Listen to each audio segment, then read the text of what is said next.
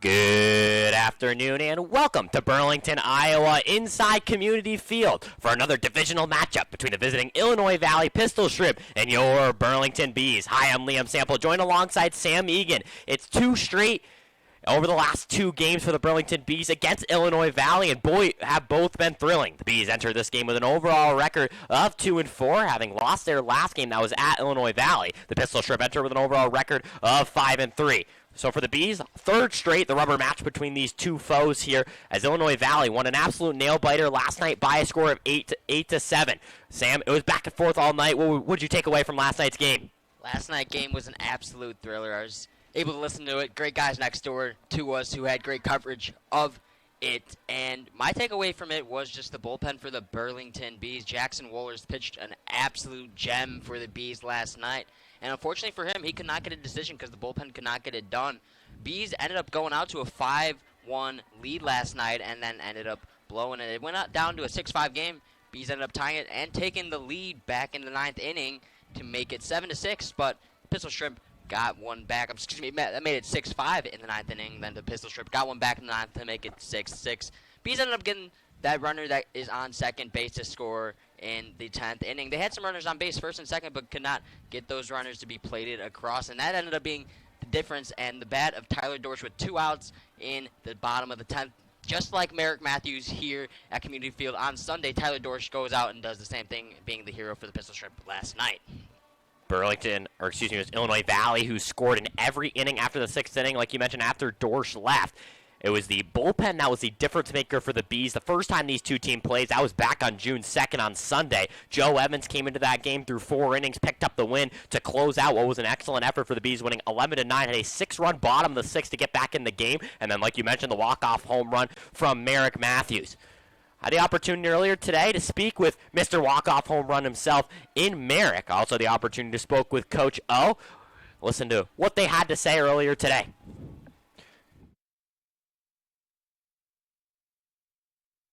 Merrick Matthews here. So it's been your first couple weeks here in Burlington. How have you enjoyed the area and the team? Yeah, it's been awesome. The team's great, and it's a nice town to be in. So, yeah, it's been great. Last time you played here was the walk-off home run game. Just take me through that game. What a wild one, then obviously that at-bat. Yeah, it was a crazy game. It was back and forth and went into extras. And I was just watching the guys in front of me, and I knew he wasn't landing much off speed. So I went up there basically with sitting fastball, and he missed with a first pitch slider. So I knew I was getting a fastball, and I was able to put the barrel on it. When you rounded third there, how exciting was that moment personally for you? Yeah, it was a good feeling. It was my first ever walk-off home run, so it was a cool one. So you kind of played baseball for a lot of different teams, a lot of different levels. What's unique about the energy of this squad compared to ones you've played in the past? Yeah, this team's definitely unique. I think it's just how close we are together and just a tight-knit group, which is pretty cool. So yesterday you had your second straight against Illinois Valley, back and forth, but you guys fall short at the end. Take me through yesterday's game. Yeah, another long one, another extra innings with these guys. These guys are solid. They got some good arms, and they can swing a little bit. So, I have to come out ready to play today, but hopefully we can get it done. So you have third straight today against Illinois Valley. Kind of what are your main points of focus for today's game? Just throw strikes, limit free bases, and hopefully we can swing the bat a little bit and put up some runs tonight. So final question for you. Today is 1970s Day at Community Field. Are there any songs from the 1970s that you like? Well, for sure, Billy Joel, so, Piano Man, Vienna, so songs like that from Billy Joel. He's got some good 70s songs. Awesome. Thank you for coming on today. So you're now 6 games into the season. What do you think are kind of like the pertinent strengths of this group now that we're into the full swing of things? That they play well together is something that I've seen and realized in the last couple games. Pitchers working a little bit better, but just in general, I would say the guys mesh well together. Last time you played here was that wild walk-off game against Illinois Valley. Take me through that big win in that moment with the walk-off home run. Yeah, that was really cool there for Merrick to get that moment. He put a good swing on the ball, but I think Joe Evans had a giant part in that game too, keeping us in it and getting us to a spot where we were able to do that by just holding them to 1 in extra innings. So, that was a really cool moment for Merrick. It was his first walk-off ever, so it was really good for us. 3 straight against Illinois Valley. Yesterday was a little back and forth. Talking about yesterday's game. It was a tough one. To lose a lead like that, but I saw some good things. We just got to be better in the back end of our bullpen. And I think we'll be able to do that as the year goes on. So what do you tell a group when you play a team 3 straight times? Not much. I mean, you've seen them 3 games in a row, or this will be the 3rd game in a row now. So you know how they play. You know what they like to do. All their pitchers are going to compete in the zone, so you got to be ready to hit and got to throw the ball over the plate and make pitches. So you have Zahner on the mound today. I think he had 1 earned run in 4 innings last time. What have you liked from him this early on in the season? Just 1 start through it, but I like the fact that he filled it up, made pitches when he had to make pitches. The big thing is getting strikes ahead, getting early, strikes in the count. So, and then making pitches late when he has to. So that's going to be huge for him today. So what is the specific main message you're going to tell the team before the game? Go out and play. Be you, have fun. We got to have that competitive spirit back. So that's going to be a big thing. Staying into the game, being locked in, ready to go throughout the whole game. Final question today. It's 1970s Day at Community Field. Are there any songs from the 1970s that you like? Little Piano Man by Billy Joel. Awesome. Shout out Billy Joel. Awesome. Thanks for coming on today, Coach. Thank you.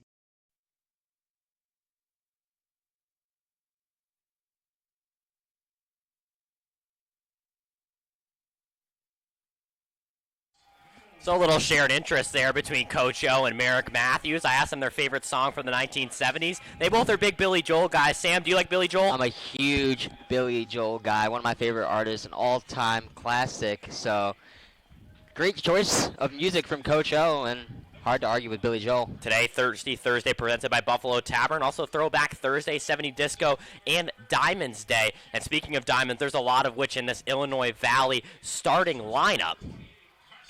It begins with the starting shortstop today, the same leadoff guy when they played here on Sunday, number 65, Kyle Gibson.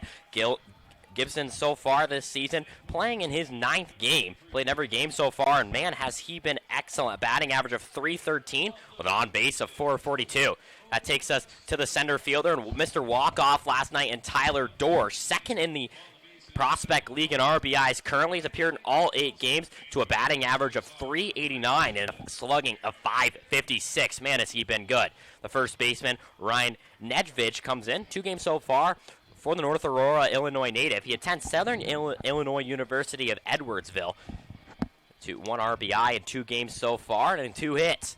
The cleanup guy, the catcher, and number 37, McKenna Olaso. Olaso went 2 for 5 in 1 game so far against the Bees. Had a home run in that game on the season with a .318 batting average and a .500 on base. The DH today is number 33, a new joiner to this team, and Pombo Nicolaudis, the University of Illinois Chicago attendee, appeared in 2 games so far and 1 for 4 last night with 2 strikeouts, but .286 batting average in his young career for the Pistol Shrimp. Next is number 13, Joseph Stagowski. Stagowski playing in left field today. Has 6 games so far this season.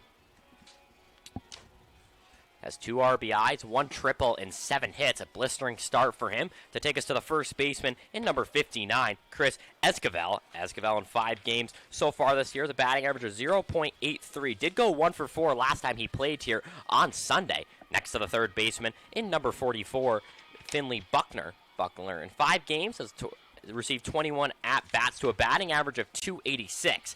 Hit 2 for 5 against the Bees with 2 strikeouts. And to the 9th hitter and the right fielder today, number 18, Peyton Berg, a North Central College attendee, is appearing in his 6th game of the season, a batting average of .083. Sam, now take us over to the Burlington Bees starting lineup. The Burlington Bees lineup here brought to you by Owen Oreskovich here in his 3rd year at the helm for the Burlington Bees. Leading off here tonight for the Bees will be Ty Plummer, the Iowa Hawkeye. So he's looking to get it going here tonight. Has a couple pair of runs here, and a pair of walks. Has yet to pick up a hit here in his Bees career, but a .333 on base to start the year for him. Batting second will be Jackson Rooker. He did not play at Tennessee Tech this year.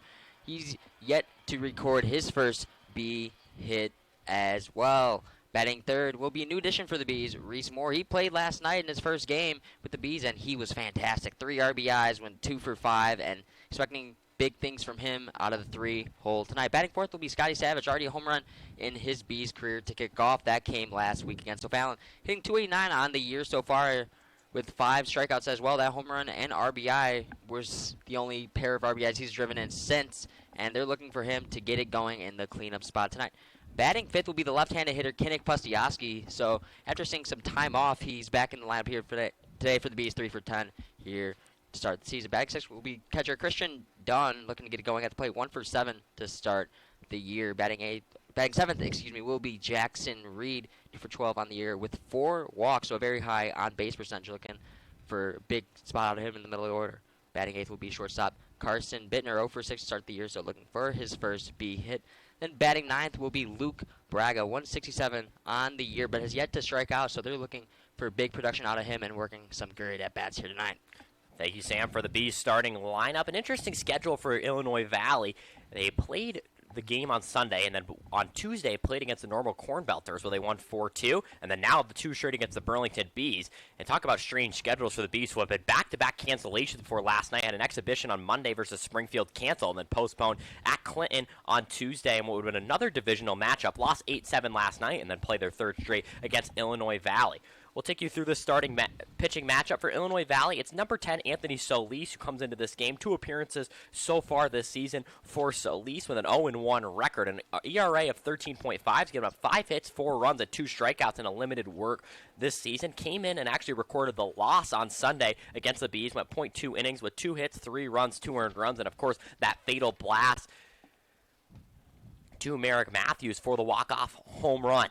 The Bees with a starter that a lot of Burlington fans are familiar with. Sam, who is it today? It is Jacob Zahner making his 2nd start for the Bees, the Burlington native and Southeastern Blackhawks. So very familiar with this mound and with the Bees organization, as he is a Burlington native. And his first start was very successful. Went 4 innings, 5 strikeouts, had a pair of walks, had allowed a couple hits as well. 2 runs, only 1 of them earned, and CRA's at 2.25, and opponents are only hitting 133 off of him. Yeah, and you heard the high praise that head coach Ona Reskovich had for him before this game. Said he likes the ability to throw strikes and likes his ability to kind of flood the plate. We're going to take a short break here as we'll turn it over to our national anthem singer in Rob. Rob, why don't you take it away here for the Star Spangled Banner?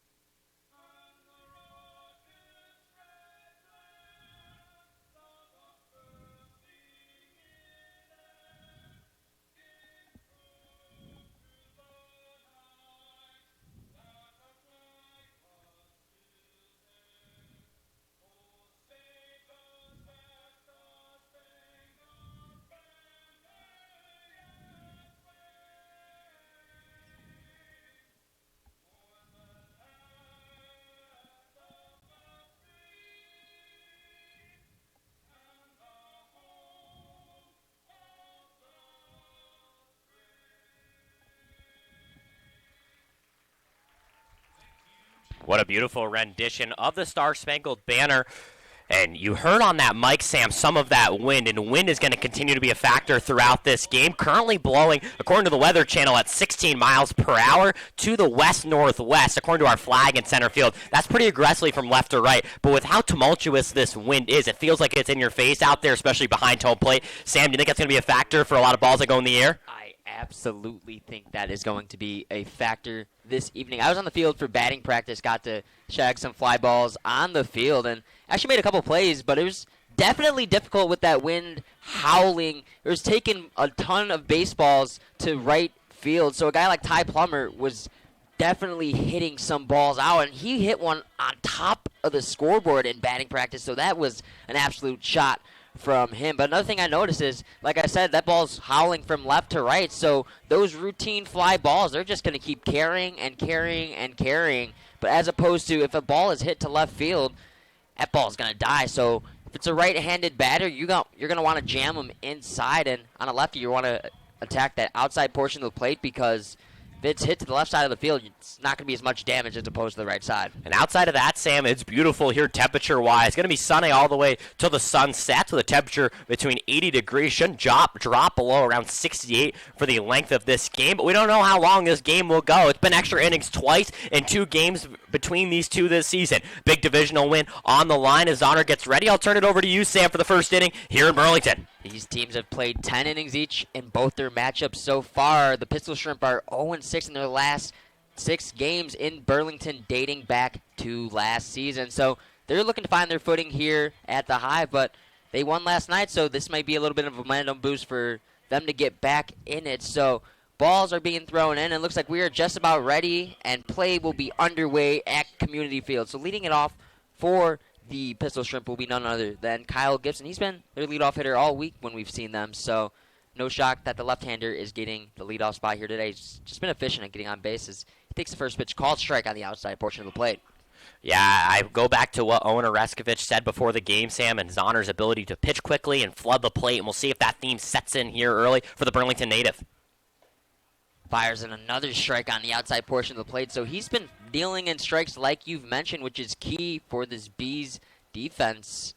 And quickly an 0-2 hole on a very tough hitter in Gibson, who's hitting .313 early on in the ballgame, or in the season, excuse me. 0-2 pitch from Zahner, and Gibson just has to put a piece on it and somehow able to foul it off into the left field seats, so we'll do it again. Yeah, we'll see if he can continue to throw strikes like he has in this at-bat. This is a very good sign for Burlington pitching staff that was shaky outside their starting pitching last night. 33rd at-bat for Gibson. His 9th start already for the Pistol Shrimp, so he started every ball game for them so far in this early season. One of only 2 players to do so. The only other is Tyler Dorsch, who we will see next. As Gibson fouls another one off. This one to the right side. It's 1-2. Yeah, I'm not sure if he was a bit shaken up on that. It may have been close to the handle where he placed his hands. He will crouch down immediately after taking that foul ball. He's just going to walk this one off, maybe take some extra time, but Zahner looks ready to go. Zahner with a great pitch there, trying to jam him inside after going outside all at bat. So curious to see where the right-hander will go here. This 1-2 count. Yeah, Trainer made her way on the field. She'll walk it right back into the dugout. So Gibson will stay alive here and see if he can do it maybe a bit battered. 1-2 from Zahner. Fires in a slider on the back door and can't get the call, so it'll be 2-2. Dana Wilson, our plate ump today.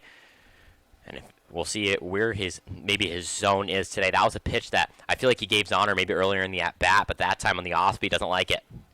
Zahner now in a bit of a hole here. 2-2. Fires in another slider. This one on the inside portion of the plate, and Gibson just able to foul it off. He's having a great at-bat. Pustioski at first, Plummer at second, Bittner at short, and Rooker at third. Now that we're kind of into the swing of things, as I told Coach O earlier today, this is an infield defense that we've seen before and may see later on in the season. 4-pitch mix for Zahner. Can't get the swing and miss, at least so far. And another foul ball from Gibson. That one to the left side, so he's spraying it all over the field. Just can't get it centered. Savage, Reed, and Braga make up the outfield from left to right. And this outfield will have to battle with this wind, which continue to whirls at around 16 miles per hour here early in the first. Zahner, who was a B last year, looking to get it done here. 2-2 pitch. Another foul ball from Gibson, his 5th of the at-bat, so struggling to find that put-away pitch is Zahner, and he's starting to look frustrated out there on the mound. Yeah, I mean, he came out early, 0-2, 2 really, really nice strikes, and now here he's having trouble getting that final killer blow. Only 4 innings for the Blackhawks this year, 2-0 for them. Now trying to put Gibson away. Only 1 strikeout with the Blackhawks. And a slider, that ball's hit up the middle for a base hit from Kyle Gibson. So after a long at-bat, fouling a bunch of pitches off, he gets a leadoff single. Yeah, it was just a really good piece of hitting there from Kyle Gibson to battle from 0-2, take off as many foul pitches as he did, and now you bring up one of the hottest bats in the Prospect League. Tyler Dorsch hitting in the 2-hole. Obviously the hero last night, hitting the walk-off bomb in last night's ball game to put away the Bees in Illinois Valley and give the Bees their first W against the Bees, or give the Pistol Shrimp, their first W against the Bees all season. Yeah, when you head over to the Prospect League website, look at the individual stats, you see Tyler Dorsch's name everywhere. Stolen bases, RBIs. He's truly been the 5-tool guy that this Illinois Valley team has needed. Another throw over from Zahner, but no contest. Yeah, you mentioned he's hitting .389 this year. Started every game for the Pistol Shrimp with a .556 slugging and .452 on base. You mentioned those stolen bases, already 8 on the year, so a threat on the base paths as well as at the dish. Takes a pitch from Zahner, a high slider, but called a ball, and Dunn just drops it. So issues with pass ball for Christian Dunn were an issue the last time he was behind the dish against O'Fallon. So we'll see with the Pistol Shrimp's aggressiveness, at least so far early on in the year, if they decide to run. Yeah, they put up 9 stolen bases in that game. Sam Dunn's ability to get the ball to second was a focal point of struggle through only one batter out and nearly let up double-digit stolen bases. We'll see how aggressive Illinois Valley is going to get early. Zahner's definitely been worried about that runner early on as fires in a second pitch strike, that one on the inside portion of the plate. It will be 1-1. Yeah, it was the same pitch that got Gibson for the first 2 pitches of that at bat, was kind of attacking what is now the inside of the plate for the righty Dorsch. He's trying to get guys to go onto the left side of the field, like I mentioned in the pregame, so doesn't carry that ball into the wind. Slider from Zahner, and that was a beauty. And it's 1-2. Yeah, don't let the shaky nature of the Bees bullpen fool you, Sam. This starting pitching has really done everything they've been asked for. Coach O's kind of been mixing 3 to 4 innings. That's what Zahner got in exactly 4, which was the most by a Bee starter until yesterday when Wohlers went for 5. Gibson at first, Dorsch at the plate. 1-2, gets a slider grounded to Pustiowski and just out of his reach and foul. So we'll do the 1-2 one more time. Yeah, we're lucky that didn't stay fair, or at least Pustiowski is, because he was not on that ball at all. Maybe it was benefited from the fact that it went foul, obviously, had it been different and went fair. Now a big at-bat for Dorsch nonetheless, and almost gets a second chance, and he's a guy that you definitely don't want to give that to. Out of Concordia University, Chicago. Dorsch in his first ever collegiate at-bat hit a walk-off home run. That was all the way back in his freshman year with the Cougars, and all he's done since is hit bomb and been a clutch, big-time player. Yeah, he was third-team All-Region at Concordia University, Chicago. Pretty impressive feat for the Division II program. And he drives one into left field, so 2 on, nobody away, and early rally here for the Pistol Shrimp as both come via the base hit. Yeah, and what's been most impressive to me is while you said both come via the base hit, they've also come from really, really good at-bats. It's not like Zahner isn't crowding the plate, but when he does, they're taking well advantage of it for 2 early singles. Now a tough spot for Zahner here, and arguably the toughest part of this order here with Alasso on deck, and he did big-time damage against the Bees when he was here on Sunday. Needwitz the batter right now for Pistol Shrimp, and he's looking for a big-time RBI. Had 51 of those back in his college season.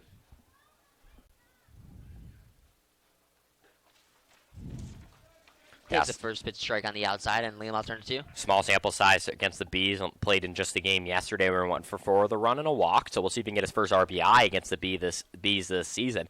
Only has 1 total on the season and 2 total hits. This is a huge spot to be in here early. 2 for 7 on the year overall. Pair of walks as well, and in an 0-1 hole, and Zahner trying to put a nice pitch away on him.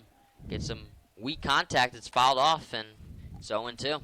These 2 singles here have not really told the story of how aggressive Zahner's been early in these at-bats. That's the second of the 3 at-bats where he's gone up 0-2. Now he's got to find his put-away pitch here, Sam. Zahner's had a 2-strike count in every at-bat. Just has not had that put-away pitch, at least so far, so we'll see with the left-hander at the dish if he can do it here. Fastball, slider, curveball mix for Zahner. He'll occasionally mix in a changeup, but has struggled to locate it from time to time. Tries to go with that slider on the back door and can't get it, so it'll be 1-2. It's fun watching Zahner here, being from this area, playing at a college in this area, playing at this field during his collegiate career. I'm sure this is must be so fun for him to be able to play for his hometown team. Needwitz, the North Aurora native.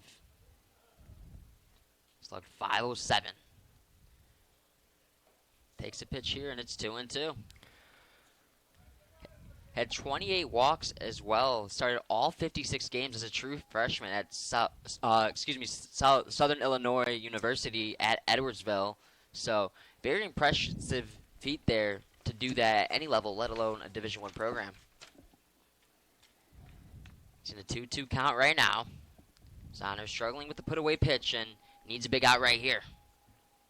Kicks and deals. It's off the outside and in danger of losing him. It's 3-2. Heatwoods also had 11 home runs as a true freshman, and that ball is carrying towards right field. So if he gets a pitch that he desires, it could be driven and be a 3-run ball game. Also has a 429 slugging early on in the season for Illinois Valley. He's got the ability to drive bat to ball. 3-2. That's grounded to Plummer. Short to 1. Over to first. Bittner makes the throw, and Postioski gets the feed.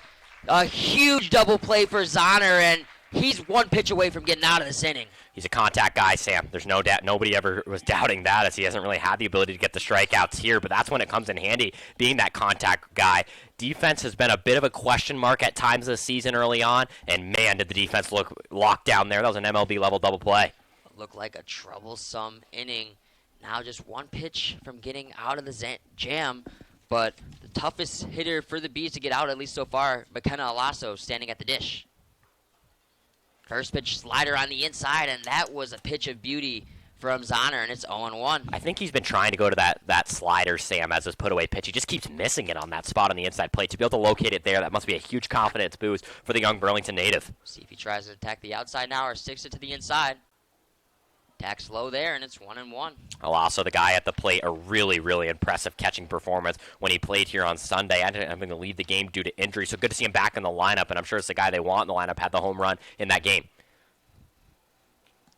Zahner, 0-1 pitch, and it's another slider. He misses, but yeah, you mentioned him leaving the game might have been a big impact. A couple of pass balls in the extra inning had an impact on that ball game. Of course, Matthews with the big-time bomb to put it away. Ended any say and all of that, but what could have been if Alasso was behind the dish? As he hacks and misses at a slider, and just early on, it's 1-2. He looks so much more confident in this at-bat now that the slider's doing work. Sam, what a nice one there to get the big-time cut from Alasso. And one thing early on to mention is, at least early on in the season, Dunn's had trouble with those pitches in the dirt, so Zahner may be trying to go away from that on a 1-2 count. He does grounded to Bittner. Has some trouble with it, and it goes right by him for what will probably be an E6, and a run scores because of it. Yeah, that was a routine play at short, and another good work from Zahner to draw the ground ball inside the infield. Bittner can't come up with it, and now Illinois Valley to an early lead. And those extra runs are key. Obviously, an unearned run. Zahner had one of those against O'Fallon as well, and that was one of the big runs early on in that ball game. Of course, ended up being 7-2, so not much of a difference there, but we'll see how this pans out for the Bees with more pitches being thrown from Zahner. Yeah, like you said, likely it'll be an E6, and he's gave up the 2 hits early on, and since then it's been locked down, 2 straight ground balls inside the infield. This will be Nico Latos, the 5-hole hitter, 7th-ranked third baseman out of Illinois in the class of 2023.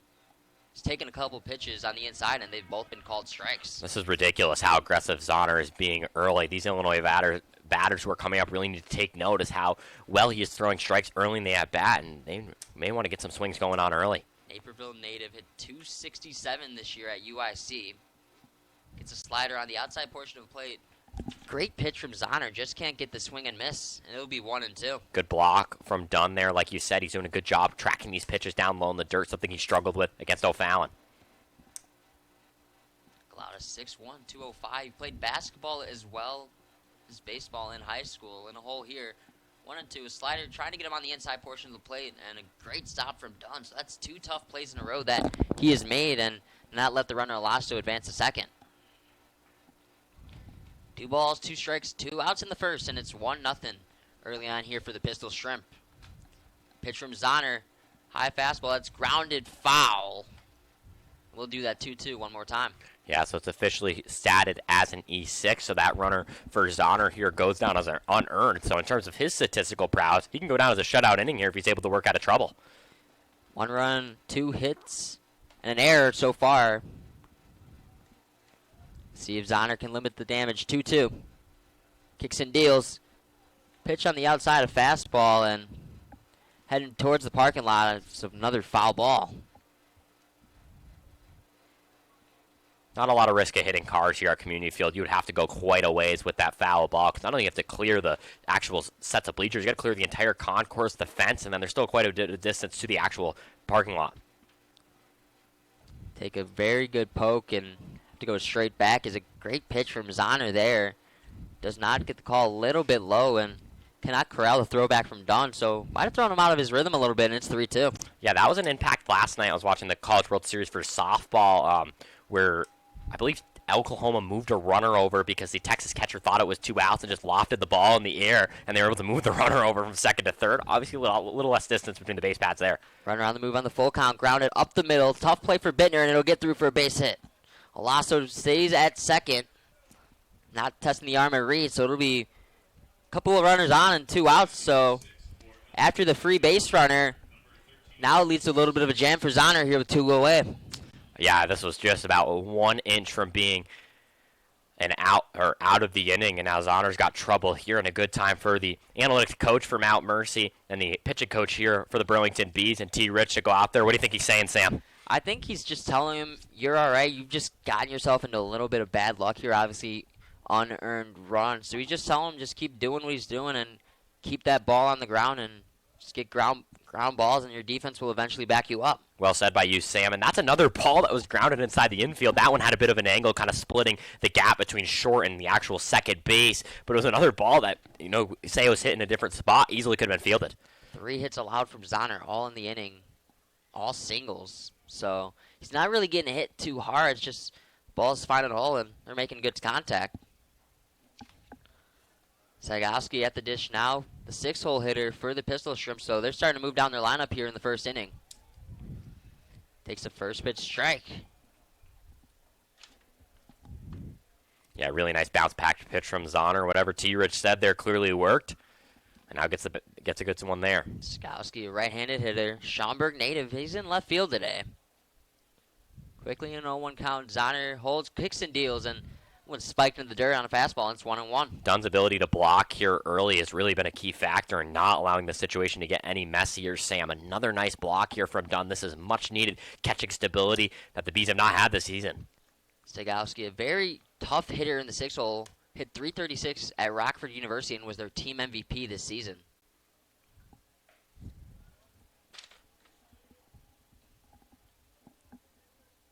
Pair of Rockford University players. Jared Herzog, who we saw on Sunday, was the freshman of the year there in 2022. Back in 2021, it was Stegowski who won the award there. He's also an honor student there, so he does everything right at Rockford University, both on the field and in the classroom. 2-1 count to him right now, and Zahner fires in a pitch, another low pitch, so T. Rich probably mentioned just keep the ball low and a little bit too low for Zahner, and at least so far Stegowski's not budging and in danger of loading the bases. I was in the assistant coach office earlier. A focal point of them was this pitching staff, so we'll see if they can kind of act on their point of discussion, which they were talking about earlier today. 3-1 from Zahner. Fires in a high strike. That might have been ball forward, but some high cheddar for Stegowski and got him to bait at it, so. He's rarely been down in count, Sam, for Zahner. So to go back with that high fastball there, a bit of a gutsy call, whether it was Dunn or him. Either way, it works. Really nice pitch there from Zahner and a creative way to do it. Confidence pitch from Zahner, so we'll see what he does here on the full count. Runners will be on the move. And there they go, Zahner's pitch. That's skied into right field towards the party deck and over it. So we will do 3-2 again. And even if the Bees get out of this jam, they are driving up Zahner's pitch count, which was a factor in pulling Wohlers last night for the Burlington Bees. So say he does, bounce back in the second or whatnot, this is taking away potential length of the pitch count rule in this league. Yeah, you mentioned 35 pitches in this first inning for Zahner, so It's already a third of the way there.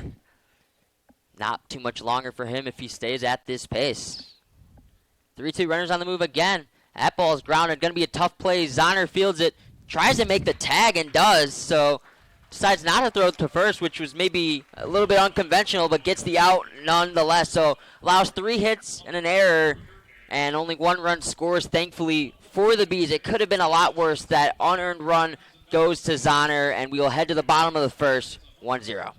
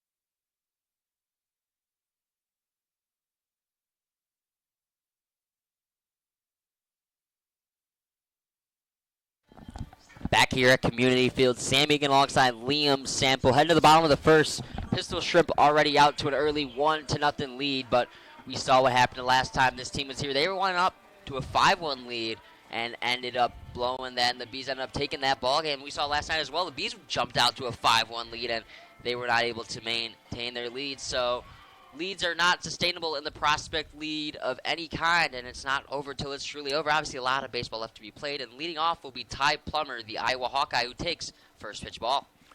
That's kind of how Summer League ball is, Sam. It's chaotic. It's different. It's not, the sexiest baseball you'll ever seen, and we've seen some wild games in the prospect league, including 2 between these 2 foes already this season. Plummer takes a tough pitch on the inside, and it's called for a strike. So 1-1. Plummer, who in batting practice hit one off the top of the scoreboard near the Pepsi sign, so has some big-time power, and we'll see if he can display it here in the leadoff hole. Yeah, we've had some Iowa Hawkeye magic with the Merrick Matthews walk-off home run. Iowa Baseball actually tweeted at the Burlington Bees account, which I thought was pretty cool. I'm sure we'll maybe get another tweet if Plummer does something magical here. Plummer in a 1-2 hole early on, and he swings and misses at an outside fastball, and it's quickly one away on 4 pitches. Yeah, it's interesting here. We were just talking about it in the break. The pitcher in Solis doesn't have a start in college, doesn't have a start this year, so he's in an interesting position. He hasn't been, at least since high school, Sam, and comes out and whips out a strikeout on a Division I talent. And we'll see how long Solis is going to go, if he's just an opener or if he's going to stick this one out. But at least so far with the low pitch count, he's probably going to set himself up to go a while away if he keeps at this pace. Yeah, it's good for Coach Jason Mitch to be able to mix around his starting pitching. Solis came in to hypothetically close out that game against Burlington on Sunday, and now here he is starting just a couple days later on that same mound. Solis gave up that home run to Merrick Matthews, got the loss on Sunday, so he's trying to bounce back and hopefully be the winning pitcher here today's ball game just 4 short days later. But Jackson Rooker's taken 2 quick pitches, showed bunt on the first one, and he's already up 2-0. Swinging away on that third pitch, and hits it the opposite way down the line towards Coach O, and ball is fouled off. Got past Coach O there. Maybe been a while since he's played baseball there. Clearly showed on that play. It's 2-1 here to Rooker, third baseman in today's ball game. Pitch from Solis, and he lays down a bunt. Solis grabs it, throws it in, gets Rooker. So 2 quick outs. So interesting decision there from Rooker to go with the bunt on 2-1 count, and fortunately bunted it right towards the pitcher in Solis. So 2 quick outs, and he's got a chance to get out of this first inning in under maybe even 10 pitches, which would be incredible considering the long top half of the first inning the Bees had. Yeah, what a gun there from Solis. He really showed off the pitcher arm there. He got that ball over to first very, very quickly, and a nice play from Nedved to make that play at first. Another Iowa Hawkeye. This is Reese Moore, dominant in last night's ballgame. Had 3 RBIs, went 2 for 5, and took a first pitch that wasn't really competitive at all from Solis. Buckner and Gibson make up the left side of the infield. Esquivel and Nedved up the right side at second and first, and then Gibson and Buckner at short and third, respectively. Moore fouls off another pitch back, and it's 1-1. So let's see what he can do here. Obviously, we've mentioned the wind will be a factor tonight, and he's hitting right into it. So see if he can carry one out and potentially tie this ball game up. Left-handed bat. Stogowski, Dorsch, and Berg make up the outfield tier. They're going to have to battle with that win that you just mentioned. Great backdoor slider there from Solis, and got the call there on the outside corner. And 1-2 hole here from Reese Moore, and it's already 1-0, and Bees are going down quickly. Yeah, I mean, it's 1-0, and it could be much worse. But, Sam, I feel like the Bees have done their best hitting in the back half of games. Don't let last night's result fool you. They hit really well down the stretch in that game and had a ton of clutch hits in the 9th and 10th inning. Just not enough clutch hits, so we'll see how that fares for them tonight. Obviously, no one happy with that loss last night, and they're looking for a huge bounce back tonight. And a little bit of a different lineup here. No Dunwald or Donlin, so we'll see what potential new guys can come up in the clutch. Moore having a fantastic at-bat after going down in a quick 0-2 hole. He's fouled a couple pitches off, taken a couple pitches, and it's 2-2, 2 away. Made the joke about Coach O earlier. We're big Coach O guys, obviously. Love that he sits down with us and talks to us before every game, but he looked really, really happy with the results of that one. Slider that hung too much in the zone, and Reese Moore with a beautiful hit right up the middle. So that'll be a potential start to a 2-out rally with the base hit right up the middle. Man, this is impressive that Reese Morris slotted into this lineup, but continues to be an impactful 2 straight games with a hit. And man, has he looked good so far, Sam. Now this brings up Scotty Savage, left fielder, hitting in the clean-up spot in this ball game. Already has a home run on the season, but hasn't really had any other extra base hits besides that. So an extra base hit here would potentially score more and tie this ball game up. So looking for a ball in the gap. Yeah, Savage, is when he hits the ball, he hits it hard, Sam. 571 slugging in his collegiate career. Look over at Moore, the designated hitter in this ball game. He's catcher by trade, but will not be behind the dish in this ball game.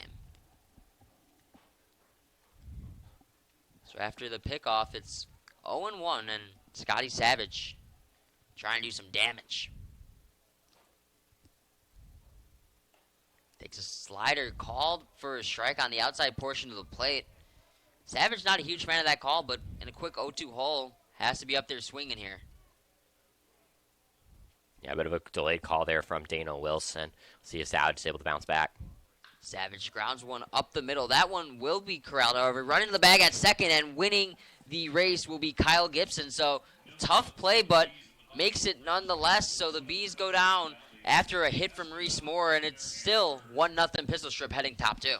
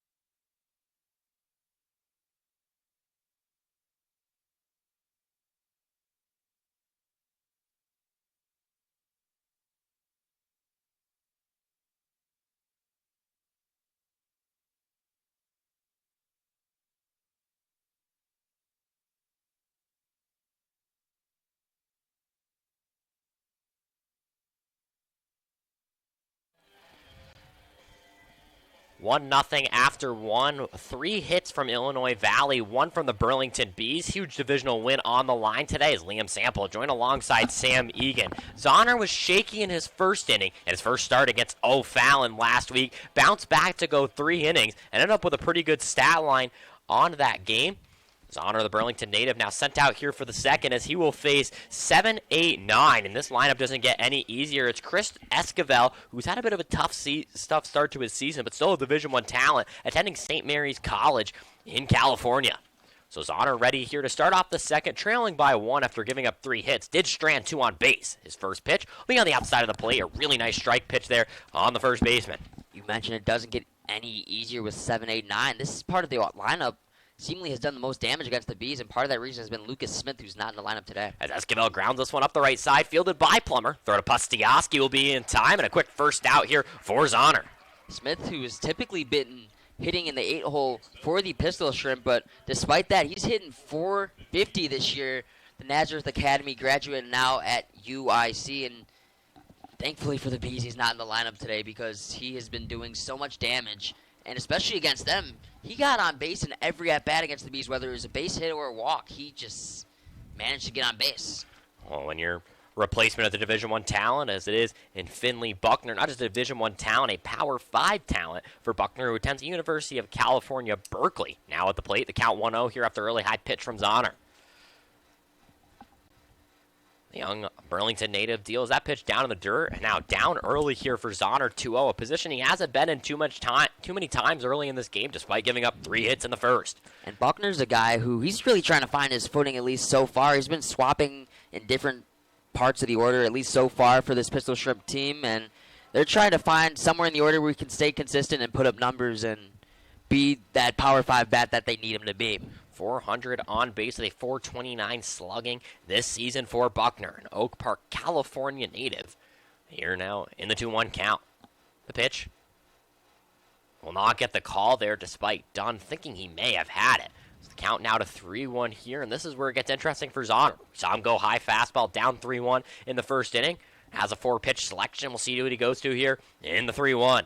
The pitch swung on. This one grounded too short. Fielded cleanly on a weird bounce from Bittner. Throw to first. Will be in time. And 2 ground outs for 2 outs here as Zahner looking to bounce back with the 9-hitter coming up. That's a great play from Bittner after getting the error back in the first inning. And you know that he's just trying to make it up in any way possible. Sometimes when you're in the infield and you miss a play, it just really gets in your head. And then every ball that comes to you, you kind of overreact on it. You're like, am I going to make this play? Am I going to make this play? And then am I going to make this throw? So thankfully for Bittner there, he's back on track. And another ground ball here right to Bittner. The throw across the diamond will be in time. So a big bounce back. 1, 2, 3 for Zahner. 3 ground balls, 3 ground outs. Has no runs, no hits, no errors, none left on base. Zahner doing a very good job there to keep the ball in the infield. His defense comes up clutch and keeps it 1-0 as we head to the bottom of the second.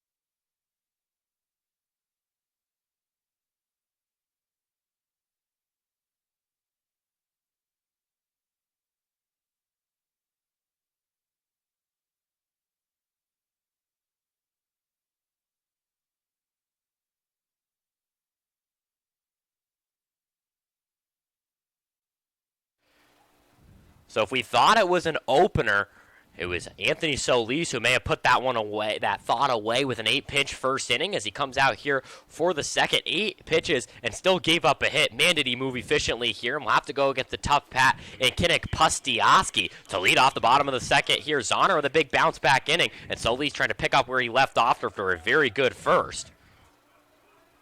So he's only threw 18 pitches in that first inning and no action in the bullpen yet. Sorry, 18 pitches there. Missed one of my numbers as Pustioski swings at the first pitch. This one will be called in center field by Dorsch. And the red hot bat makes a good play here for the first out. 1 pitch, 1 out. As we head to the 6th hitter here in Christian Dunn. Not a routine play tonight. That wind is howling. So a good play from Dorsch out in center field to make the play, and that'll bring up Christian Dunn, who's looking for a second B hit. Dunn had a hit in his first game against O'Fallon last weekend. Had a really good defensive first inning there. Not much he had to do after an 8-pitch inning from Zahner in the second. As Solis deals the first pitch on the outside, the count now to 1-0.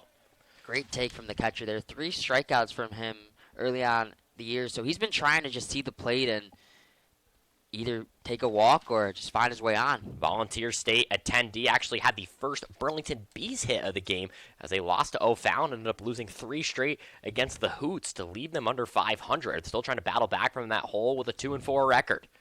The Arkansas Pine Bluff commit, I'm a big fan of his walk-up song.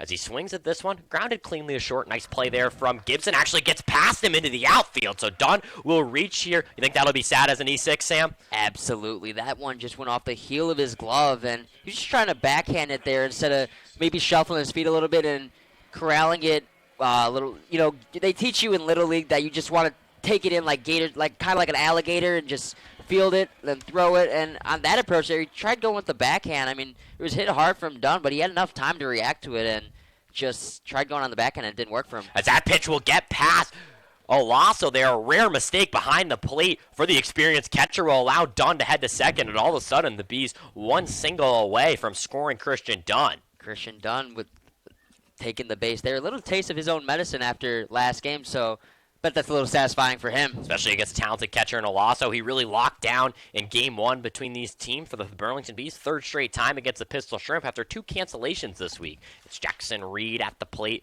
Reed, a Gilbert, Arizona native. And had 1 run and 1 walk with an RBI last night as he swings and misses at that first pitch to make the count 1-1. Or second pitch of the at-bat, excuse me. Now, because of that pass ball, you have the tying run standing in scoring position. So, looking for a huge bat here from Reed, who's only 2 for 12 on the year. So, be a big time for him to get a big knock. Looking to bounce back here after the E6 allowed Reed to reach, and then another fielding misplay. So with all the rain we've gotten, like I said, 2 cancellations, you almost have to expect some weird bounces on this infield that could still be damp, Sam, and that's the second one up that left side that I can think of. Bittner made a really nice play to field what was a strange bounce, and then that one got past Gibson, and that's a 2-1. That'll be inside again, so Reed now working to a 3-1 here. Reed's been a very aggressive hitter, at least early on in the year, trying to just make contact on any sort of pitch that he likes, and he hasn't taken a walk all year, and right now in a spot to take his first and put the go-ahead run on base. And a balk. That's the second time we've seen that this year. And a huge time for a balk, so now that runner's standing at third base, and pass ball or almost any sort of contact from Reed will bring in the tying run, and Pistol Strip decided not to bring in the defense. Only second balk here at Community Field this season. Reed down the 3-1 will swing this one up the right side. That'll bring home the runner. Routine play gets Reed out at first. Second RBI in as many games, and we're tied at 1 apiece here in Burlington. Small ball galore. What do you think, Sam? I mentioned that the infield was not in, and a little surprised to see that from the Pistol Strip. I know it's early on, but runs at any point are critical, and we'll see if that first run indeed will have a factor on this ball game. 1-1 early, but we know both of these teams are very high-powered offenses, at least what we've seen from them in the last 2 games, so sure not the last runs we'll see here tonight. Offense and back-and-forth play has been the series of play here, so 2 outs, and the Bees do it on an interesting sequence, reaching on an error. A pass ball got him to second, a balk to third, and then the ground out from Reed. That is just something you don't see too often, Sam, but it works either way and counts the same as a score 1-1 here. 1 hit so far from the Burlington Bees, and that brings up Carson Bittner here, the shortstop today. Bittner pitch down in the dirt. We'll make a good take there to make the count 1-2 here as Solis moving quick so far, and both these pitchers have let up an unearned run. Part of that quick movement is what led to the balk. He just paused his motion, and he realized it right away, too, that he just paused and then tried going to second, but already started his motion towards the plate, and just gave Christian Dunn third, and one of the easier ball calls I've seen in Prospect League. Carson Bittner, another Arizona native, following Jackson Reed. Bittner from Phoenix. As he grounds this one to short, this one will be fielded cleanly, and the throw to first in the dirt will be in time. Nice throw from Gibson, and a good scoop from Nedved will score the inning. So 1 run on no hits as the Bees small ball their way to tie this game at 1 apiece through 2 innings here in Burlington, and we're tied at 1 as when we return. It'll be the top of the third here as Zahner looks to keep his ways after a really good second inning.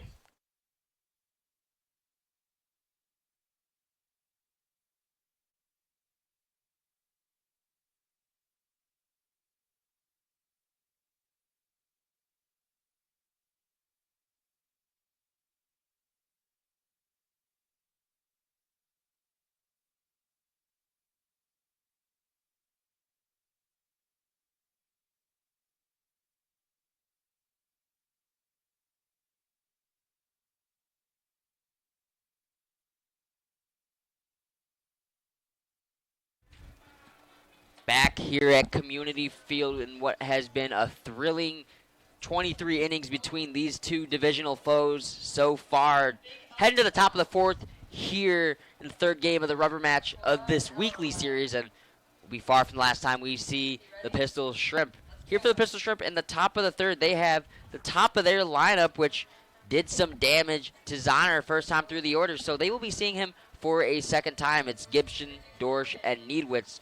Gibson had a single in his first at-bat, as well as Dorsch before Needwitz, grounded into a double play, but that did not end the inning because Alasso reached on an error. Both runs in this ballgame scored 1 apiece have been unearned runs to both pitchers, so a little bit of unfortunate events for pitching staffs, and we'll see how they pick up their offense here. Not always sexy, Sam, but it's still 1-1 here as this series between these 2 continues to be action-packed. These are 2 teams we're going to see a lot this season. Gibson skies one in the left field, racing, and making the catch is Scotty Savage. So a tough play, but you're trying to get that ball hit into left field because that ball just will not carry like it will to right field, and gets the left-hander Gibson to just fly out the opposite way, and Savage able to track it down on the run and make a tough catch for out number 1. Yeah, Savage was speedy there, Sam. Really, really long way to go on that play. Made it near the warning track after playing just in the middle of left. Nice play there as a big out for the Bees. Hero last night, and Tyler Dorsch takes the first pitch slider on the outside, called for a ball. Dorsch, as we mentioned, the hero last night in the ball game, hit the walk-off homer in the 10th inning. 20 total bases for him so far this season. 10 RBIs as well, so he ranks among the top prospect leagues in numerous stats, and scary guy to have at the dish right now. Yeah, and randomly enough, one of the stats he's high in, he leads the league in stolen bases too. So 5-tool is an understatement for Dorsch, who has really been a driving force for this offense. And we saw him back in the first inning, made a tough play in center field, and so really showing off that true 5-tool mentality.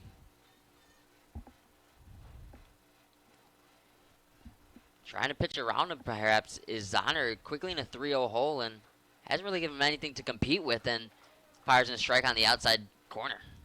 That's tough here from the bench. Zahner watched Dorsch walk the team off last night. You wonder if it is a factor for him, as he was rather passive, which has been untypical of his approach here early. Dorsch led Concordia University of Chicago in walks, had 36, and takes another walk here. Yeah, nice work there from Dorsch. Didn't really have to do much in that at-bat. Just kind of waited for the balls to come, and it did, to give him the free base. So trying not to let Dorsch beat them and let the rest of the lineup do damage. Here's Needwitz, so a lefty-righty matchup, which is definitely favorable for Needwitz, but did not prove evident in his first at-bat as he grounded into a double play. It was a beautiful 4-6-3 that looked like it was potentially going to get Zahner out of the inning. And a hack and a miss at a fastball there was Needwitz, so swinging out of his shoes, and a great pitch from Zahner attacking the outside portion of the plate, and it's 0-1. Needwitz, first year in this lineup here. It goes junior, senior, first year. For the Bees, it's first year, sophomore, so a little more of experience, at least in the collegiate play for this Illinois Valley team. Despite perhaps him being a freshman and lacking leadership, you say, Needwitz started all 56 games for Southern Illinois University at Edwardsville, so he has some more experience this year than a lot of guys on this field that did not touch the field at a Division I level. As runners on the move, throw down from Dunn will not even happen, and it's an easy stolen back from Dorsch, so league leader in stolen bases strikes again. Yeah, he's now up to 9 on the season, just widening his gap. Well, curious to see if that gap remains. There's 10 games going on today for the Prospect League. A lot of opportunities for some of those guys high in the stolen base count to maybe pick up a couple more. So Needwitz letting his teammate run, and now because of it, an 0-2 hole, and has to be swinging at anything close here. Double play threat is eliminated, however. And the 0-2 from Zahner. On the outside, does not get the call, so what has definitely been called all day does not go in the way of Zahner, so we'll see how he has to do here throwing an extra pitch. I felt like Dunn had a good jump on that play, too. He just couldn't get the ball cleanly into his hands to even attempt the throw. 1-2 now. Pistol Shrimp in their orange jerseys again today. Bees in their home whites. 1-2, 1 out. The pitch from Zahner. That's lined in left field, and that'll be a base hit. Rounding third and heading for home is Dorsch, and he will score easily. So the Bees tied this ball game up and quickly lose the tie, and Pistol Shrimp are right back out in front. Have to be happy for Nedved there to be able to rally back after that double play that kind of suffocated what could have been a lot more in the Illinois Valley first inning. So to be able to kind of respond, get that single there, and bring home a run, almost your act of revenge as you put your team now up ahead here with just 1 out. Alasso at the dish reached on an error to Carson Bittner that would have ended the inning, and huge run so far in this ball game. Played across the first run in the first inning, and first and only run. Zahner throws it on the outside, called for a ball. So a fly-out walk at a single to start the inning for the Pistol Shrimp. It's cleanup man in Alasso. Catcher swings and misses at a fastball right down the middle, and It's 1-1. Looks like two bullpen arms up for the Bees. Zach Lucian being one of them, has pitched in both games so far against Illinois Valley this year. Still nobody up in the Illinois Valley bullpen, and why so far for Solis, who has been good and efficient early here. Big throw to first, and a little bit late with throw, and get back rather easily. So be a 1-1 count once again. Look at first from Zahner. Holds and deals. Lasso swings and misses at the fastball again, so he's been late both times on that fastball, potentially sitting on that slider that Zahner's been so comfortable with throwing, and Zahner doing a good job of reading the batter here. So what do you think he goes with here on the 1-2, Liam? I'm not sure. For a ground ball pitcher, I just love seeing him go chase with that fastball, so we'll see if he does it again. That was a really creative pitch that last time. I liked what you said about it, Sam. 1-2, and he looks back at first again before throwing, but it could have been a potential put-away pitch there from Zahner. And you see just a lot of guys who are those typical strikeout pitchers in air quotes, be able to fan that high fastball and get the swings and misses. So for Zahner to have that pitch in the catalog as he checks the runner again, it's something he might be able to go to maybe in the 1-2 or 2-2 counts. I like when he's done it in this game, and it's worked effectively as he drew the big swing and a miss from Alasso.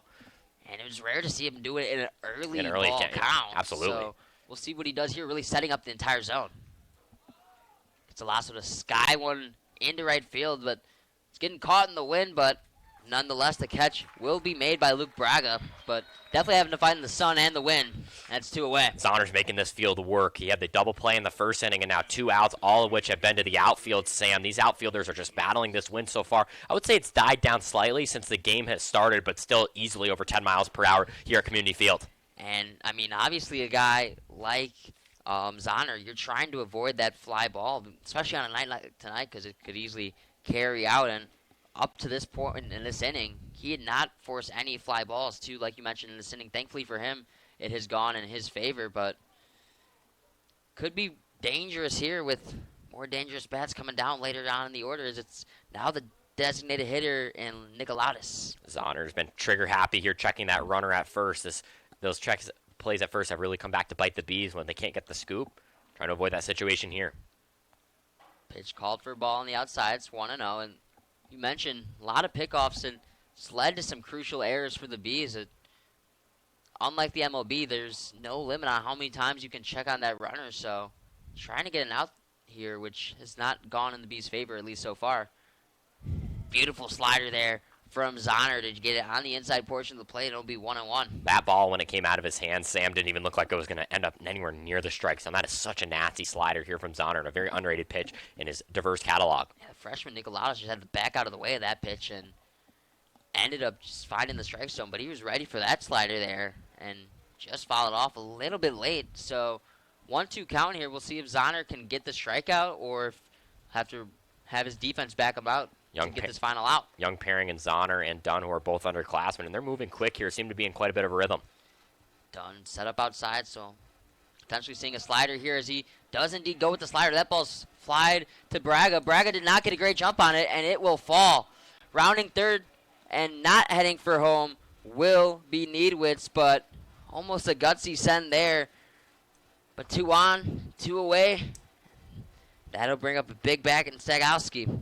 That's back-to-back singles here for Nicolaus. He's continuing to do well at the plate. That time a bit of a blooper, but another way to get on base and another potential 2-out rally here for the Pistol Shrimp. And Braga had the right idea. Obviously, as an outfielder, you always want to go first step back, especially on a day like today where it's howling towards right field. But fortunately for Braga, that ball was just hit right off the end of the bat, and it just kept dropping, and he didn't have enough time to get there. That high pitch continues to impress me, Sam. He did it well there on Stagowski. Like I said, for someone who's like a contact hitter, right, you just don't expect him to have that pitch, and it's continuing to work, and he continues to get fans. Looks over to first again, and you mentioned that has created chaos, and right there it goes all the way into right field, and Pustiowski has to race all the way for it and brings the runner all the way to third. He might come home with it.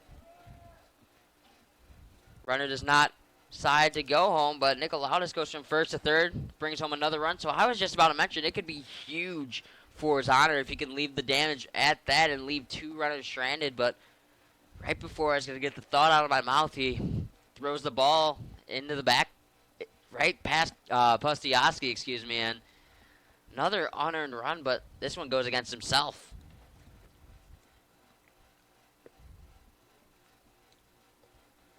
now a big run standing at third as fly ball into the outfield. Reed racing towards it and will make the catch. So one play later after the overthrow gets the out he needed. So the run scores, one earned, one unearned, and now the Pistol Shrimp have retaken the lead 3-1 heading bottom three.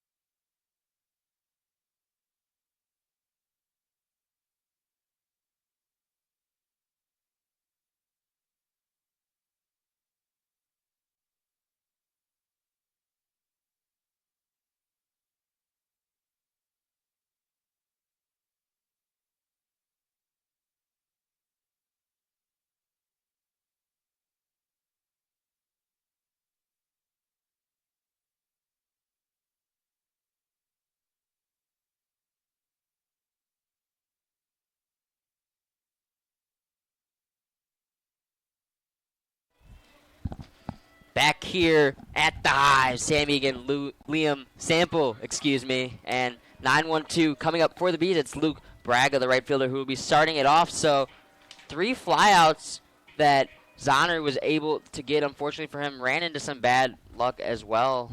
Bloop hit and an error of his own doing brought in a couple of runs, and Bees looking to answer right back, just like they did in the second. So Braga at the dish, 9-1-2 for the Bees. Braga took a first pitch strike. Solis entering his third inning of work. Yeah, I'm really, really impressed by Solis, how he's continuing to go here. Closed, I guess, put into a closed situation just on Sunday, and now here he is starting and getting a bit of length. Braga skies one into left field.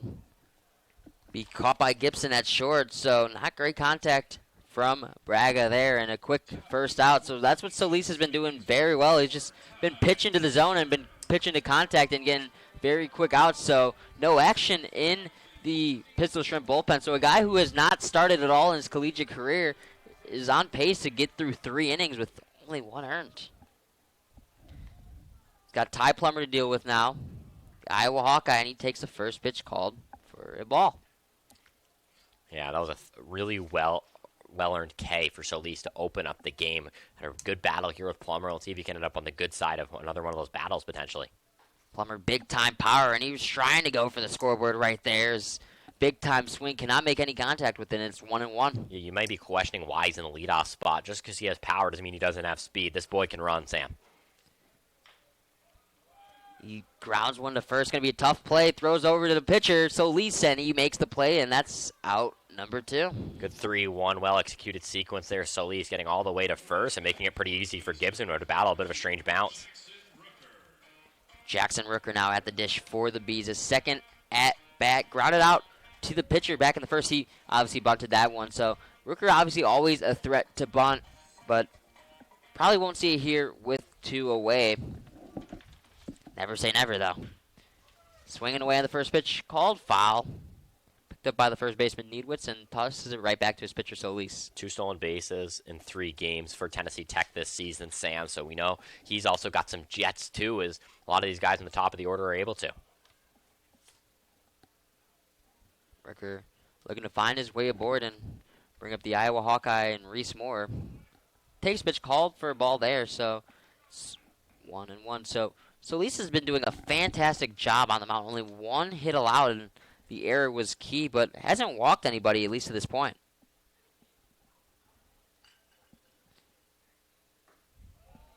Fires in a ball there. It's 2-1. So he's managed to get himself behind a little bit in counts at points, but very easily has bared down and been able to pepper the strike zone every time he's gone behind. Yeah, looking for his 1-2-3, first 1-2-3 of the game, and he's 1 pitch away. Can't get the call there, and great take there from third baseman Rooker. So 3-1 count here. I mentioned any contact will give him 1-2-3 inning. Takes the pitch as Rooker was about to toss his bat back to the dugout. He thought he had ball 4, but the inside pitch called a strike. So huge pitch there from Solis, and huge payoff pitch coming here to Rooker. He refuses to let up the inside of the zone. See if he goes there again. Did go the inside part of the zone, a little bit too far inside, however, and a little bit too low as well. So, as I mentioned, he hasn't walked anybody. A little bit of announcer's jinx from myself as Rooker picks up the first B walk of the ball game, and obviously 2-out walks aren't as dangerous as the leadoff walk, but this might be a dangerous hitter to give a chance to, no matter even if it's a runner on first, it's still an RBI chance for Reese Moore. Had 3 of them last night in a 2-for-5 effort. Yeah, since getting in this lineup, Sam, it's been all guns and away for Moore. He has been excellent here in this game, has only Bees hit so far, and was so good yesterday and crucial in the Bees being in that game. So at least maybe starting to lose his command a little bit. Is fired in 5 balls in his last 7 pitches. That ball's fouled straight back by Moore, and it's 1-1. Yeah, and in 16 appearances, he went 24.2 innings, Sam. This is a guy who really hasn't seen a ton of length early on in his collegiate career, so he's being put in a spot, we mentioned as starting, somewhere he's not necessarily comfortable with per se, as he hasn't done it yet in his collegiate career, and now getting some length here, something he hasn't really done either in his collegiate career. Reese Moore takes a low pitch, called for a strike. Not a huge fan of that call as Moore, but like I said, with 2 strikes, he's going to have to be swinging away here. 5 home runs at Iowa this season with the Hawkeyes, but trying to just make his way aboard for the second time today. Fouls it straight back as Rooker was on the move, so love that approach there from Reese Moore, and love the hit and run trying to be executed with 2 strikes, and we'll see if Rooker's put into motion again. Yeah, one of the early things Coach Owen Raskovich told me early in the season is that they're kind of one of their tricks of winning the conference for Mount Mercy this year was their ability to steal bases, and he's kind of brought that same element to this team here. That was an aggressive call for the stolen base on the 1-2. Reese Moore fouls pitch off. It's going to be a high fastball as Alasso was set up high, so he was ready for that pitch to just be up in the zone and trying to get Reese Moore to chase, but fouls that one up and straight back, so do a 1-2 one more time. Moore looking for a big swing of the at-bat. 214 plate appearances at Iowa this year. Takes a pitch. A little bit of a late jump from Rooker, but he gets into second nonetheless, and the ball gets into the outfield. He's going to take third. He's forced to stop at 3, so big swipe of the bag there. I think it'll be ruled a stolen base and then potentially an error as he gets third, so... Yeah, that throw from Alasso there looked like a golf drive. It's so much fade on it from left to right, and there was really no chance for anybody in the infield to be able to grab that ball, and good awareness from Moore to quickly get on the other base. Now this becomes a much different situation in the 2-2 count, and that's the second time a runner went from first to third on poor fielding. 2-2 for Moore. He skies it, and a great fight for Moore as it goes out of play right over us. Yeah, so it was pass ball Bach that brought Dunn to third. He was able to score on the ground ball with Reed. For now, for 2 outs, you basically need a hit here from Reese Moore. But man, is he having a good at-bat, and this is a big 2-2 payoff, Sam. 2-out error was the factor in the top half of this inning, and we'll see if it has the benefit for the Bees here in the bottom half after it went to their fail in top half. So shout out to our scorekeeper. He throws the E2 on the board, so Alasso is credited with an error there, and that's a very uncharacteristic error from Alasso, especially if you watch that game on Sunday, Sam. Oh, full count, a big payoff pitch here to Reese Moore. Tying run at the dish early on here, bottom 3, 3-2. Grounds it up the middle, off the pitcher Solis. Moore digging for first, and he's going to get there in time. So off the pitcher Solis, and obviously the main concern is if Solis is all right. That drilled him right in the ankle.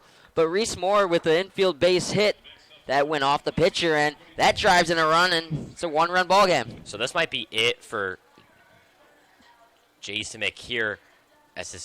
Jason going out for Solis. So does the trainer. So she'll check on her. It was good to see Solis go at least make an attempt after that ball. It means there's got to be some mobility at least in that ankle. But as for the Bees, Sam, 2 hits, both off the bat of the Iowa Hawkeye and Reese Moore. These Hawkeyes have just dominated at home, and I'm sure the Bees staff is lucky to have them. Well, sometimes you see it with a pitcher, though. It's pure momentum when they get off the mound after getting hit like Agreed. that, and then they start to feel it about 30 seconds after. So we'll see how Solis responds to a ball that was hit very hard from the Iowa Hawkeye. And Sam, we don't give a lot of shout outs to staff on these broadcasts. This is just class staff work here. Head coach to his right, trainer to his left, everyone unifying around Solis to make sure he's okay. The last thing you want in summer ball is an injury, especially going into the collegiate season, and good to see him wave off both of that staff there. So Solis will continue in this ball game, and obviously with college coaches very closely monitoring these guys, if these guys start to feel any little amount of discomfort or pain, they probably more than likely will be taken out of the ball game. So Solis says he's good to go, and any pain or discomfort is gone.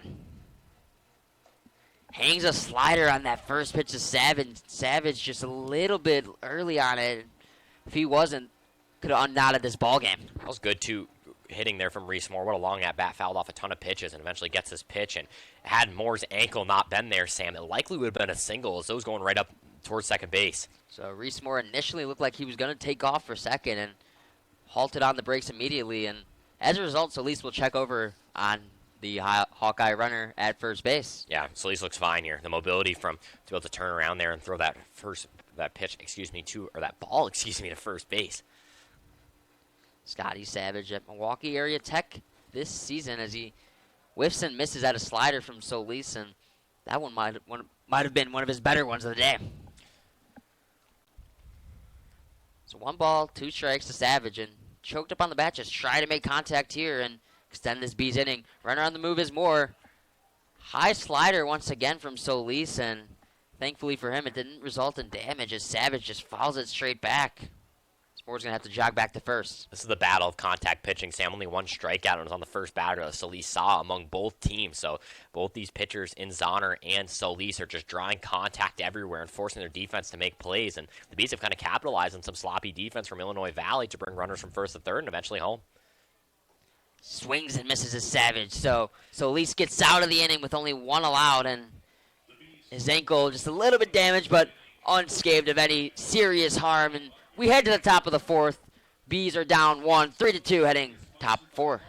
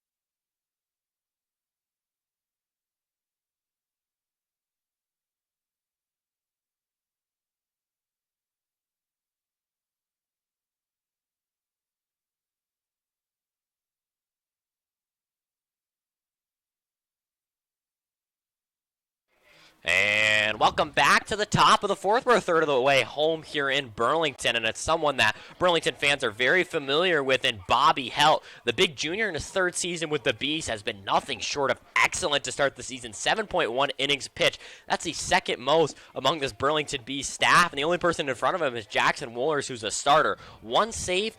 No record here in this 2 appearances. Has given up 5 hits, 3 runs, all of which are earned. 1 walk, but 9 strikeouts for a K per 9 of 11.05, an ERA of 3.68, and a WHIP of .82 for the big lefty. So part of the social media team for the Burlington Bees yesterday was doing a height check on a lot of the players. A video that will be posted here in the next coming days. Sorry, Olivia Austin, for spoiling your idea here. Bobby Helt, who is rostered at 6'9", checked with a tape measure, came in at 6'9", so a pretty incredible feat for Bobby Helt, who also wears a size 15 shoe as the big pitcher here to do some work. What's impressed you about Bobby so far this season besides those statistics, Sam?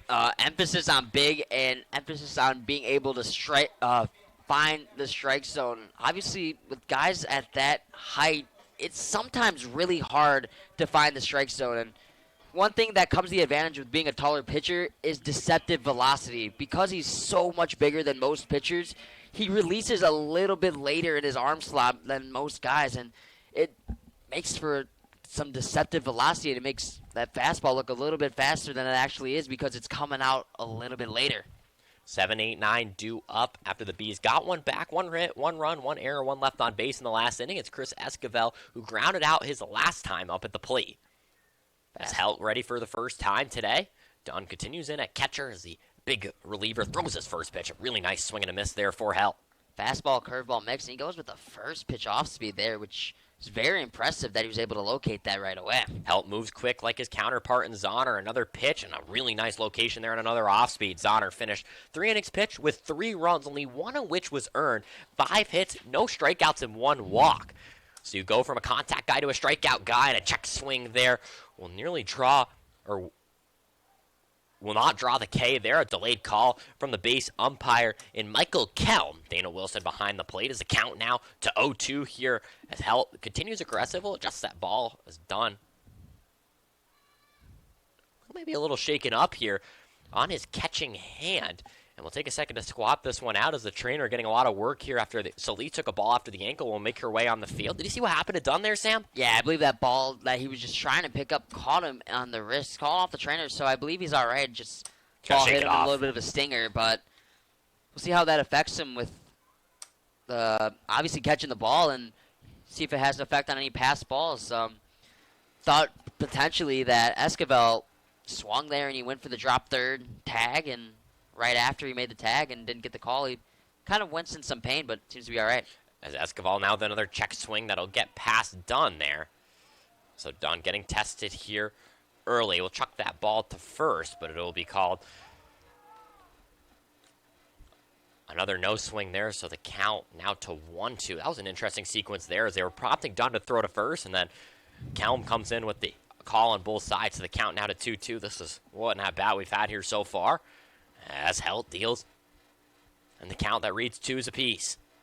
That one up high. Now to a full count here from 0-2. It's 3-2 Illinois Valley. Scored 2 runs in the top of the third for the Pistol Shrimp. The Bees countered with one of their own. Have scored 1 in each of the last 2 innings and have done it on just 1 hit. Now the full count pitch from Dunn. That one, another check swing on the outside of the plate. And that'll be called the strikeout here from Helt. So he begins with a K, and the strike thrower picks up right where he left off there with the opening K. That's the first strikeout of the game for Illinois Valley. What a pitch there from Bobby Helton. Just thought it was ball 4 was Esquivel. So check swung at 3 of those sliders and went on that one finally. So good approach there from Helt to go inside with the high fastball, then outside with the slider to fool Esquivel and get him strike 3. Pitch up high there on for Helt. It's Finley Buckner up at the plate. He's 0 for 1 with a ground out here in this game. Mentioned 1 strikeout between both pitchers in this ballgame, and since then, 2 strikeouts, a little bit of an announcer's jinx. As this one hit into right center field, that'll be a base hit here for Buckner. So the single there for Finley Buckner, that's his 3rd against the Bees this season. And now runner on first here leads early trouble for Helt. It's a 6 hit already here for Illinois Valley through 3 1/3 innings. So that'll bring up the 9-hitter in Berg here. Helt, a big-time strike thrower and a K guy, but the double play is a factor. The throw, grounded. This one up the middle, fielded by Bittner. Throw to second will be in time. Plummer turns, guns that pitch in the dirt, will not be in time. Lead runner is out to put 2 on the board, but Berg able to reach on the fielder's choice. Love that play there. I was about to mention that Berg grounded out to short in his last at-bat. It would be huge for him there to ground out to short. He did exactly what I was looking for him to do and did ground out to short. Unfortunately, the feed to Plummer was just a little bit too slow when Berg's able to beat it out and make first. But 2 quick outs for Helt, which is huge here in this outing. As that ball will get past Dunn, and Berg will use the legs to get to second here. So runner goes to scoring position here for the leadoff hitter and Kyle Gibson. Dunn, who's been near perfect behind the plate with a passed ball here. You mentioned that if there's a wrist injury is going to be a problem for him, and quickly a pass ball that'll extend the runner to scoring position. Gibson already has a hit today, and the 1 for 2 flew out to left field his last time up. Berg on second, reached on a fielder's choice, now able to get to second base on a pass ball. 3-2 game here in Community Field. 3rd straight for Burlington against the team that dons orange. Now Now the 1-0. This pitch will be fouled back to move the count 1-1. This is game number 1 of a 4-game homestand for Burlington. That's against 3 opponents. Tomorrow we'll take on the Jackson Rockabillies at 6:30. We'll have the call and the game here on PLTV and Mixler for those of you guys listening. We'll take on Jackson again on Saturday before finishing up this homestand against Clinton. And then the big day off. As another really good off speed there makes it 1-2. The Bees would it hypothetically have had their first day off on Monday had there not been 2 cancellations this week, and an exhibition against Springfield canceled on Monday, and then a divisional game against Clinton canceled while they were on their way to the game. As the 1-2 here with 2 outs on the leadoff hitter on Kyle Gibson. The pitch from the big pitcher in hell. This one up high, and a good fielding play from Dunn will keep it the runner on second, but the ball here makes it 2-2. And despite the travel day to Clinton, they were, obviously you mentioned, on the way there when they found out the game was canceled, but still had to stay the night there, nonetheless, with it being a travel day the very next day to Illinois Valley. Pitch way outside from Dunn will get past his glove, and it'll be another free base here from Berg. So Berg stops at third here, has went to first to third on back-to-back pass balls. So Dunn with a bit of catching troubles here. I would argue a pretty nearly perfect day from him, Sam. Yeah, and not only that, but it brings Gibson up to a 3-2 count. So last time he was in a full count, he did some damage, and we'll see if he can do it again here. And that would bring in a run. Against a much different hitter here in Bobby Helt. We'll see if he throws the off-speed or the fastball here, has mixed it up in these big pitches. Full count, 2 outs, runner on third and 3-2 game. Helt, the pitch, swing and a miss for the strike 3. After no strikeouts in the first 2 innings, Helt strikes out 2, gives up 1 hit, and strands a runner on third base. A big start to the reliever for Bobby Helt as he continues to pick up more volume. To the bottom of the 4th we go. We'll see if the Burlington Bees can build on the momentum from the big pitcher.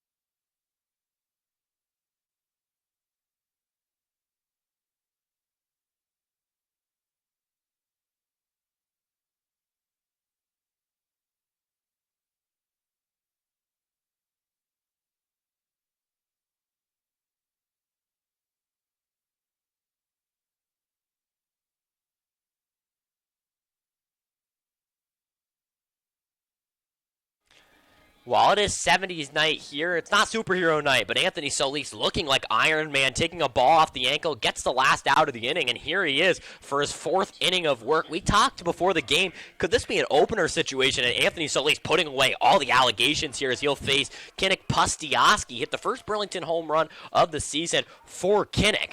Like you said, early in the pregame show, has not been in the lineup too much, but had that big home run, is appearing in his 4th game of the year, and this is just at bat number 12 for the young Golden Eagle. First pitch from Solis will be outside, and the count now 1-0. After pitch number 58 from Solis, a big note on Pustiowski. Obviously, started the first few games for the Bees, and Merrick Matthews arrived here in Burlington and has been seeing some reps at first ever since. But I love that combination between the left-hander in Pustiowski and the right-hander in Solis. Solis, excuse me. Pustiowski's got some serious pop, and attendee of Tennessee Tech. The pitch inside will be called strike, so they make the count 1-2. Kinnick Pustiowski, an Iowa native despite going to school in the South, was the number 1 first base recruit in Iowa when he was in high school. As he swings and misses as that one for the K. So Solis, who's not typically a strikeout pitcher, goes back-to-back Ks here on Savage and Pustiowski, as he brings up the sophomore here in Christian Dunn up to the plate. Pustiowski's been a true 3 outcome guy for this Bees team this year. His only hit is a home run and has a walk, and now the 7th strikeout already on the season. And that might be the explanation why Merrick Matthews is getting so much time. Both those guys have serious pop, both with home runs this season. First pitch on Dunn will be caught on the outside of the plate for a strike. Christian Dunn, 3 schools in 3 years, dating back to when he was in high school. Right now, currently an attendee of Volunteer State. And then before that, for Dunn, went to Oisburg State.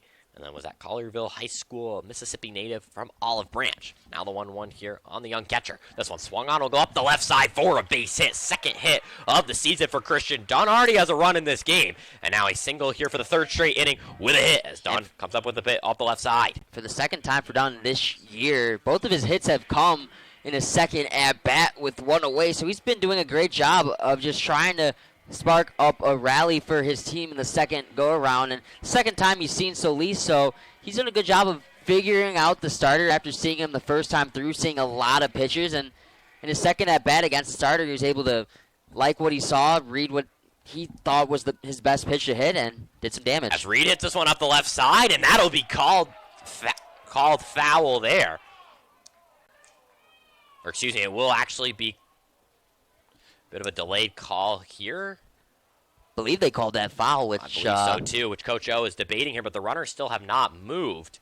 And everybody will reset. So Dunn back to first, and Reed will go back to the batter's box here as Coach O can't believe it. He may have had the best view there on the chalk line as Reed remains in the batter's box. So Dunn had the first hit of the game against a very good O'Fallon pitching staff, Sam. Through 6 in 3 games, only gave up 6 total runs. Now an 0-1 count here for Reed after that controversial foul ball call. Dunn, the first batter not named Reese Moore to get a hit in this game for the Burlington Bees. As a nice off speed worked in there from Solis back to an 0-2 count. So a big bounce back pitch from Solis after a chaotic sequence there where the Burlington Bees bench could not believe they did not get the hit.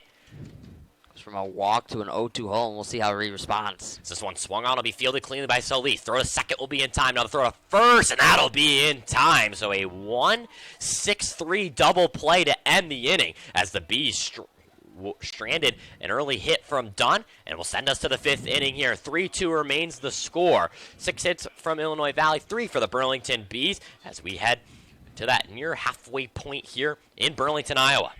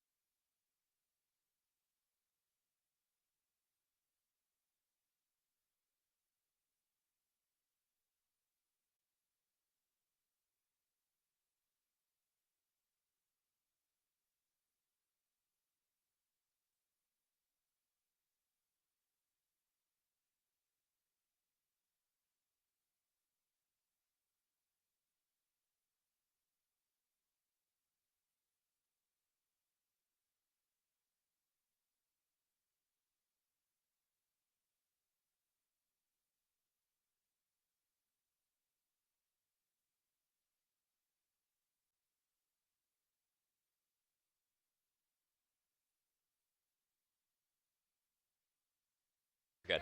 Back here, top 5 at Community Field. And it's a one-run ball game, so these two teams have been playing close contests all year long, and entering the 25th inning of play between these two, not much has changed. So a very controversial call in that 5th inning, or in that 4th inning, excuse me, that wound up ending the inning. A hit from Jackson Reed was ruled a foul ball, and actually a little bit interesting note there. Finley Buckner, the third baseman of the Pistol Shrimp, ended up showing Burlington Bees manager Owen Oreskovich where that ball hit and showed that the ball did indeed hit the chalk. Coach Oreskovich ended up looking to see where that ball indeed hit and was obviously not too thrilled.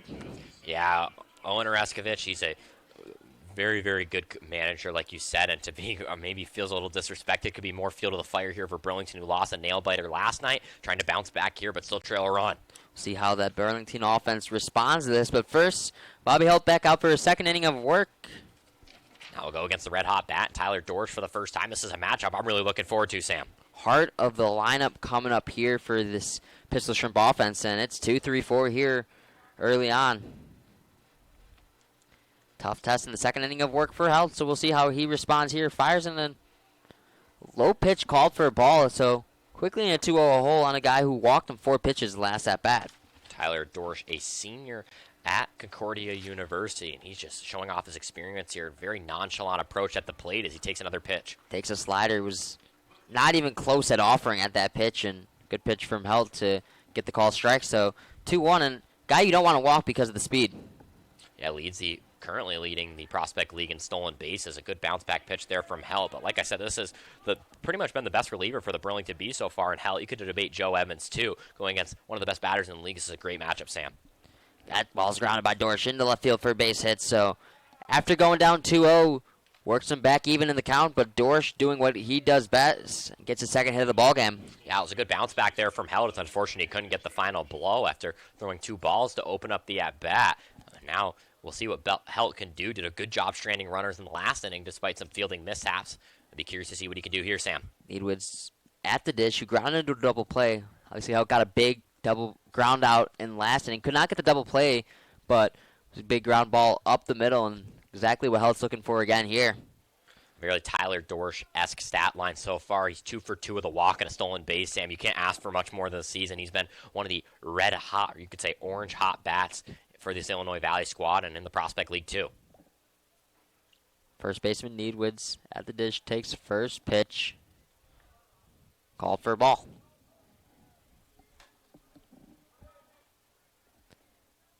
Needwoods 2 for 7 coming into the night. So runner takes off Dorsch. Good throw from Dunn, and he gets him! Good tag from Bittner. Even better throw from Christian Dunn. So after the struggles of getting out base runner in his last ball game, going 9 for 10, great throw from Dunn here to get him out early on. Yeah, and some of these stolen bases, he hasn't even been able to attempt to throw, Sam. He had the one a few innings ago where he couldn't even get the ball to his hand. That time did not make any mistakes. What a gun from Dunn. Proving he has that arm behind the dish as that ball's grounded to Bittner. As he bobbles it again, and Needwitz will reach first. So second error of the ball game for Carson Bittner at shortstop, and that could prove very costly. Yeah, that's just a momentum killer, Sam. It could have been 2 quick outs after throwing out the runner on third. That's another play from Bittner that gets away from him, and a guy who capitalized on the E6 earlier in Alasso steps up. And if obviously Dorsch was still at the play or still on base, that could have potentially been an inning-ending double play, but instead got one out, got a runner on first, and very dangerous hitter in Alasso, who already reached on an error by Bittner early on in the ballgame. So flew out to right field. Big time bat in Alasso. Takes the first pitch, called strike on the front door. Slider, that was an absolute beauty from Held. So obviously a hot hitter for Alasso, the home run against the Bees. But weather-wise, this is beautiful, Sam. Still high 70s, and the wind has really died down after what felt like a nasty day for the wind. Hit that ball to left center field back on Sunday, and that was obviously the deepest part of the ballpark, and he's going to need a big swing if he's going to hit it out there again with the wind just tailing the opposite way. And an 0-2 hole here, so he has to just choke up on the bat and try and make contact here. Righty holding, kicks and deals, fastball high, trying to get him to swing, just cannot do so. Good idea, cannot get the chase, and it's 1-2. Also technically looking for his first hit in the ball game. As he skies one into center field, Jackson Reed racing towards it, shifting to the right side and making the catch for out number 2. So Alasso is flown out in his last 2 at-bats, but gone right to the outfielder, 2 away. I feel like Held's done his best pitching this season in this game with runners on base, Sam. He's continued to lock down here and drew some good contact, but Reed made that wind look easy. So as a whole Burlington Bees outfield. Another nice catch out in center. Oftentimes you see pitchers better from the windup instead of the stretch, and it seems like in Held's case at least all year, he's been better from the stretch instead of the windup, and just been capable of getting those guys out with runners on, even with runners in scoring position, just capable of getting those outs. And although it might be hurting his whip a little bit, the ERA is staying exactly where you want it to be. A long way to stretch or wind up for him. The 6'9 pitcher is just making it look so easy. You talk about the advantages of being tall as a pitcher, and he's really capitalizing here. I just think that deceptive velocity has such a huge impact, and mixing in with the slider that has just been finding every corner all game. And when he's locating that slider curveball mix, I mean, he's almost unhittable.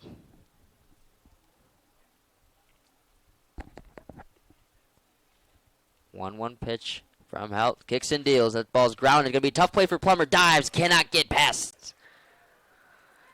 Running head from first to third. Going to get in there easily.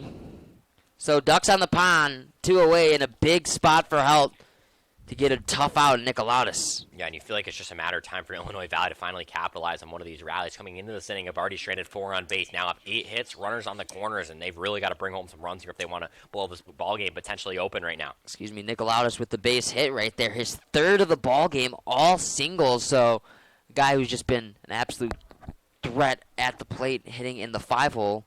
But exactly what you want from your designated hitter is now the left fielder Stagowski trying to drive him in, as he drives one left field, but that one will be misplayed and gone. That baby will go from Stagowski, and it is now a whole different ball game. 5-3. 5-2, excuse me. Yeah, a 3-run shot there from Stagowski. He was all over that note. Savage didn't even move a muscle out in left field, and a 2-out rally finally capitalized by Illinois Valley. A rare mistake here from Helt as one of his most dangerous pitches let up. We've seen the 4-run lead be killer for both these teams so far. The team has gone out to a 4-run lead. They've ended up blowing it, but a huge swing of the bat there from the junior out of Schaumburg, Illinois, and got every stitch of it.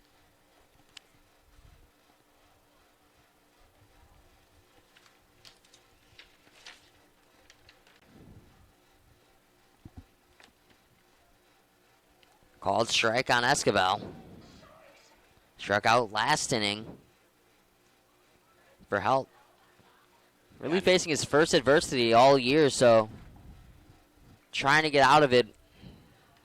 19 home runs in his collegiate career for Stokowski, and man, he really got a hold of that one going into left field. That ball is crushed over the high wall, and left didn't even need to use that recessed part of the top wall. Helt does not get the call on the inside portion of the plate. Fires a fastball, and that's going to be another opposite field knock. So with 2 outs, the Pistol Shrimp have started a rally and scored 4. Single, 3-run home run, and single. What a way to draw it up here for the Pistol Shrimp, and they finally cash in here, like you said, with 2 outs at their 10th hit of the game. Scored 3 in this inning, and their 5th straight base runner.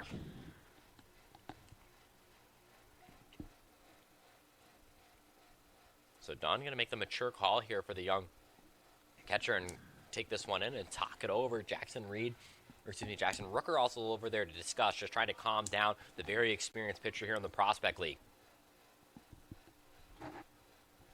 Now an arm warming up in the Bees bullpen. It appears it's number 40. I don't think that's Jackson Wohlers because he pitched last night. Could that be potentially Noah Harbin? We'll see. Harbin is due up to start over the next few games, so it'll be interesting to see if they bring him in. Ground ball to Helt. Helt's going to underhand toss it to Pustiowski, but the damage is done. A huge 3-run homer from Stagowski, and it is now a 4-run Pistol Shrimp lead.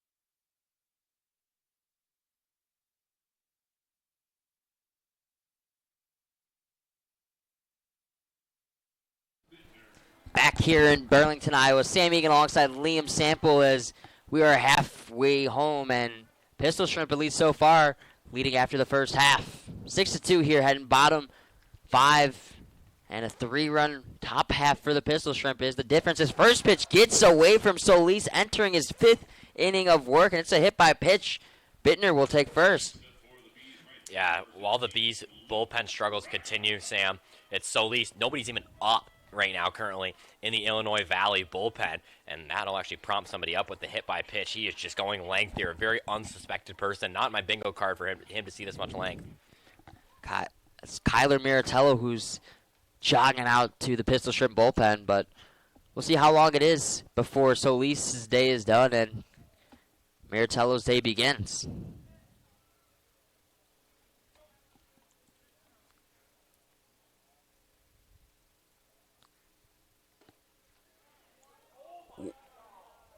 Ooh, that was quite the call there against Braga on the inside part of the plate on a slider that just kept tailing, but I guess caught the inside portion of the plate.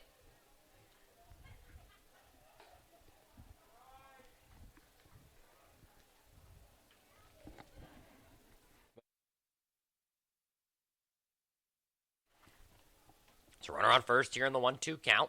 Solis continues to be Iron Man here now in his 5th inning of work. Only 3 hits given up and 2 runs. The pitch will be blooped to the right side of the infield. Solis fields in the air. The charge to first, and he gets the out. This guy can truly do it all. What an effort from him. And now another out here. Makes it 2 on the inning. That ankle's certainly not an issue, so after getting hurt or hit by a comebacker by Reese more earlier in the ball game, makes the play there and sprints to the bag, calling off his first baseman. So that was very impressive from Solis. Runner in scoring position nonetheless, that's Carson Bittner. And you know, with a couple of errors that have cost the Bees massively by him, he's looking to make a big impact in this game with his twig. Speaking of big impact, it's going to be Ty Plummer here at the plate. Back to the top of the order here in the 5th. Solis has done work here on Plummer. 0 for 2 with a strikeout. There's a bunt up the left side. Might just stay fair, and it does. No throw attempted. Runners on the corners, and well executed by the Division I talent. And that's why he's in the leadoff spot. A beautifully executed bunt single from Ty Plummer. May not be the prettiest result, but gets it done nonetheless, and a huge at-bat here from Jackson Rooker. Could be the biggest at-bat of the season for Jackson Rooker. Already has a hit this season against Illinois Valley, 1 for 3 back on Sunday. Nobody moving towards the dugout, so it's going to be Solis' potentially battle to win with 1 out. Double play is a factor here for Jackson Rooker, who walked his last time up. So a bunt signal here from Ty Plummer. We talked earlier, this could be a leadoff hitter who potentially has more power than you would see from your typical guy hitting from the 1 spot. He shows off his speed with a good display for the Hawkeye. Boy, did he fly to first. Rooker. 1 strike, 1 out here for Rooker. Another threat to bunt here. Already has a bunt back in the 1st inning. This one swung on, will be ripped foul up the right side, so an early hole here for Jackson Rooker. Rooker, a Tennessee Tech attendee where he did appear in 3 games this season. Was first-team All-State as a senior when he attended Salina High School in Texas. The 0-2 here with 1 out, runners on the corners. Solis has been Iron Man so far, only 4 hits allowed, excuse me. Plummer takes off for second. The throw will be in time, so a devastating play for the Burlington Threes as a lassos Ty Plummer out on second on a bullet of a throw. And now runner just on third here, and that sucks the life out of the year here for the Burlington Bees, who now trail 4 and take away one of their runners. Bittner decides not to go home there, which I think was the designated call there. If Plummer was going to run, he's caught stealing, so instead of having 2 guys in scoring position, you're 1 strike away from getting out of this inning. Head down for the walk back to the dugout for Ty Plummer as the pitch up high. So Plummer showed off his jets to get on base with a really well-placed bunt up the left side, and then just can't get to second. Hard to run on a lasso. Sam, boy, does he have a cannon, and displayed it there. Now the 2-2 count with 2 outs here in the bottom of the 5th. 3 runs on a home run in the last inning as Rooker fouls his pitch off to make it 6-2. And boy, are the Bees going to need a level comeback like they had in Game 1 at 6 runs in the bottom of the 6th. They could start here by bringing this runner home. 2 outs here for Rooker. Does have a hit on that Sunday game for Rooker. So did every player in the Burlington Bees starting lineup. But the pitch inside will be a backwards K and a strikeout. Solis continues to deal here as he strands a runner on third. No runs, 1 hit. No errors and one left on base. A devastating inning as Solis continues to be magical. Deep in the second half as we head to the sixth, Illinois Valley trying to extend their 6-2 lead. Liam Sample joined alongside Sam Egan. We return in the sixth.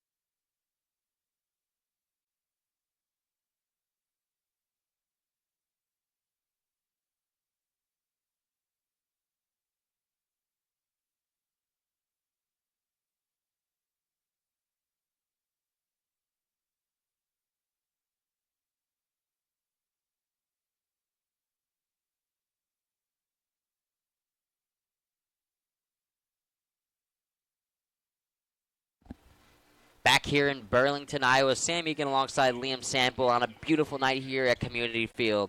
We're headed to the top of the sixth, where the sixth inning was the heroics for the Bees last time in their home game against the Illinois Valley Pistol Shrimp, who have lost their last 6 games here at Community Field. So looking to override the streak, and get back in the W column here at Community Field, which they could not do at all last season. So a pitching change here. Looks like it'll bring in Noah Harbin. Number 40's been a rotating number all season. Wohlers and Harbin have been sharing that number. Just uncharacteristic to see a starting pitcher get some extra work here in the 6th inning. See how long Harbin's leash is, because we were expecting him to go at some point this weekend, but he fires in a first pitch strike. Especially with 4 back-to-back-to-back-to-back, you need a guy to come out of the pen. I mean, this isn't softball, Sam. It's hard to let a guy go even if they throw just one inning, but we'll see the strategy here from Coach O. Trust in the Mount Mercy assistant coach, So he's peppering the zone right here early on. A couple of heaters that have just found the outside portion of the plate, and Berg is in an 0-2 hole early on. Went 3 innings with 2 hits and 3 earned runs back on Sunday. Did have 5 Ks in that game and gave up the home run to Alasso. And he strikes him out on the inside portion of the plate. So it's been a wide strike zone for Dana Wilson, and it's only been getting wider as the night has gone on. So gets that strikeout for Harbin, his first of the ball game. And we'll see if these batters start to be a little more aggressive with the wider zone. Yeah, it was a really nice pitch either way for Harbin, whether it was a generous call or not. Boy, did he attack the strike zone and getting a backwards K. Harbin, a fastball, curveball, slider mix. Guy who's quite familiar with the Prospect League. First year in Burlington, Quincy, Illinois native. So he spent the last 2 years in Quincy with the Gems. Obviously, the Gems are no longer a franchise, so had to go find a new team and found his home here in Burlington. Talk about going out with a bang, Sam. Quincy Gems went all the way to the championship last season, so truly has that championship experience, something much needed for the Burlington Bees, who have not made the playoffs since joining the Prospect League, Sam. Had a 5-1 record with the Gems last year, so one of their key starters. He fires in a nasty curveball that I guess just missed the inside portion of the plate, so it'll be 1-1.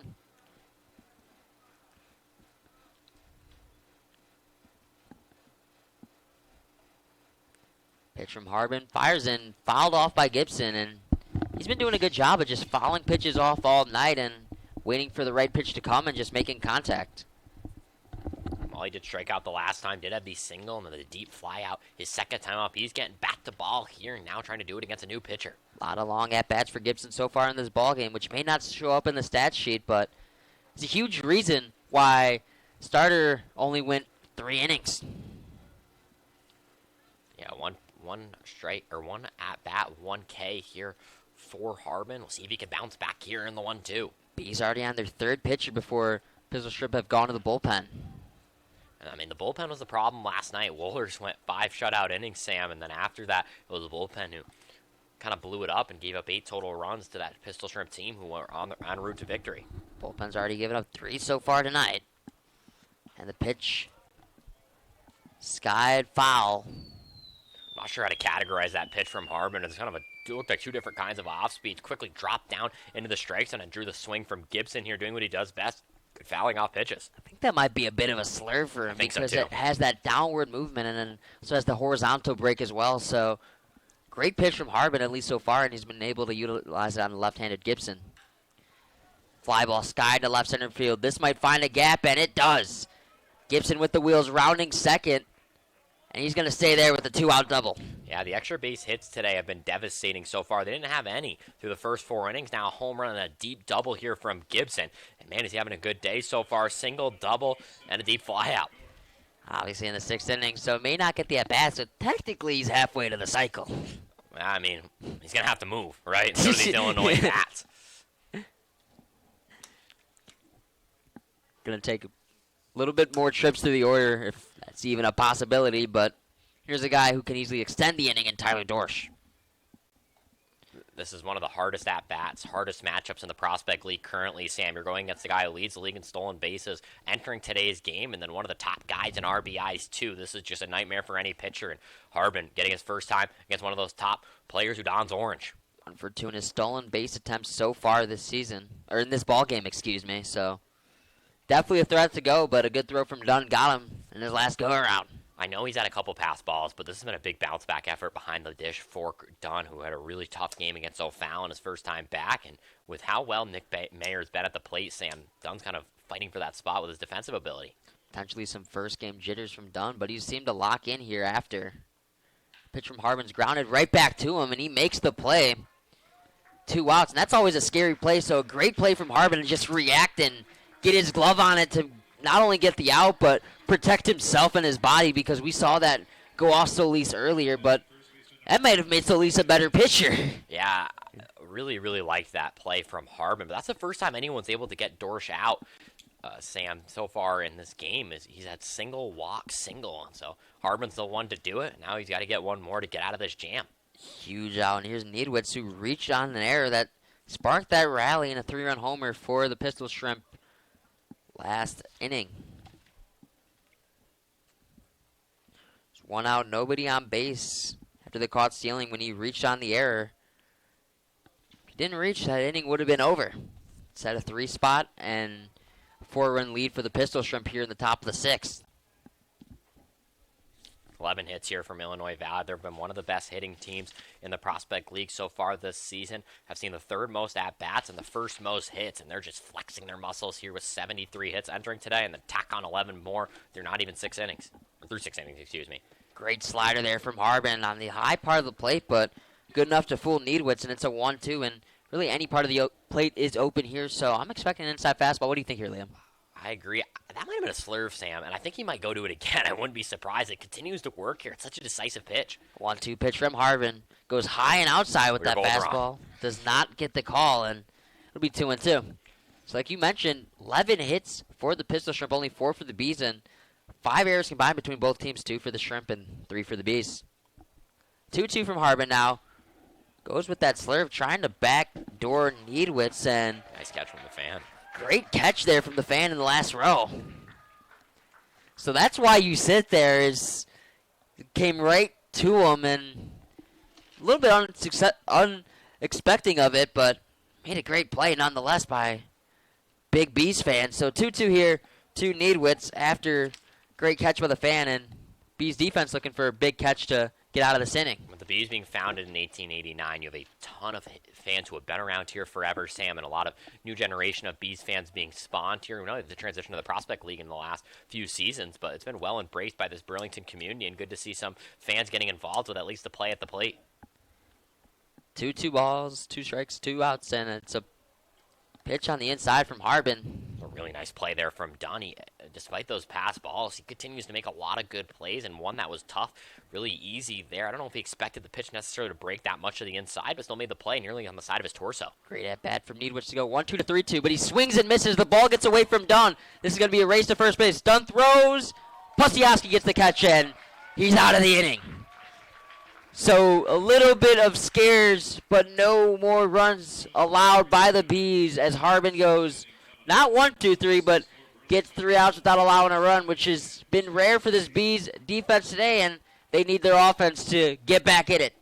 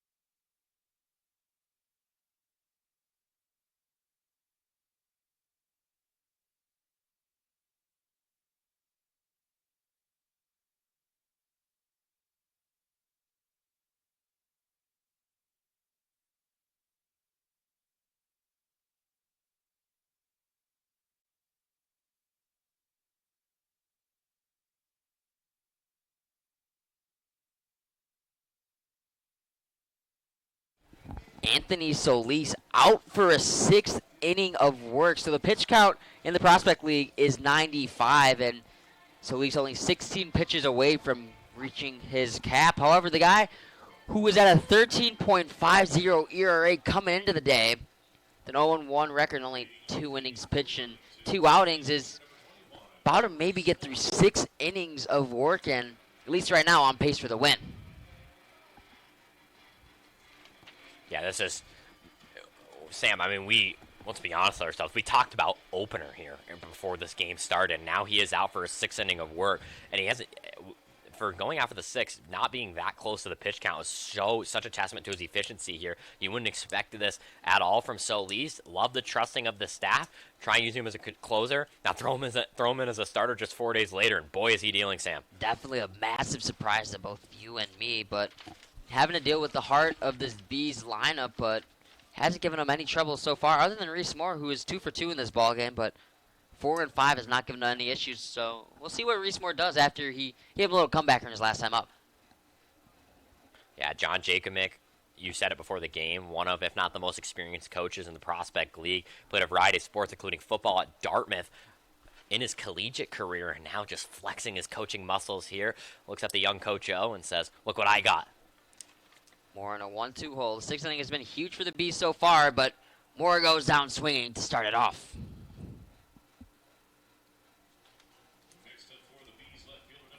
And for a game, Sam, that didn't see a lot of strikeouts early on, to see this many Ks poke out their heads in the bottom half or Solis, it's like he turned from a contact to strikeout pitcher as soon as the Bees went to the pen. And it's almost surprising to see a guy who didn't have swing and miss stuff at the start of the outing, but for him to develop that later on in the outing and be able to get that swing and miss and to get those strikeouts, that is really rare in a pitcher, and if you can get that, that is so valuable. And I mean, the sample size has been super small for Solis, both in his collegiate career where he's very, very young, but also at Eastern Illinois, but also in the Prospect League, to see him kind of be able to convert to 3 separate roles through 3 different appearances and do it dominantly here as the starter. This is good for Illinois Valley, a team that has been very, very good hitting-wise through the first few games of the season, trying to kind of carry that over to maybe the pitching side. Solis only 1 walk in this ballgame. He's also hit a batter, but danger of walking his second here. And I mean, you heard before, as he gets the walk right there, Sam. I believe it was called a strike. Savage has to pick up his bat, so Dana Wilson, who's had a big zone all day, Scotty Savage definitely thought he had the 4-pitch walk and tossed his bat over and started taking his walk, but Dana Wilson said, no, that's a strike, so it's 3-1.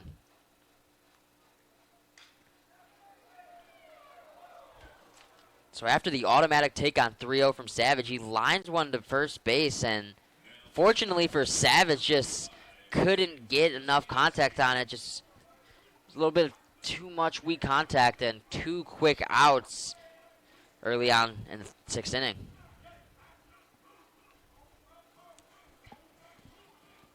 First baseman Kennick Pustiowski at the dish. So at least about to finish his 6th inning of work unless Pustiowski has any say in that. And he took a high off-speed pitch for strike 1.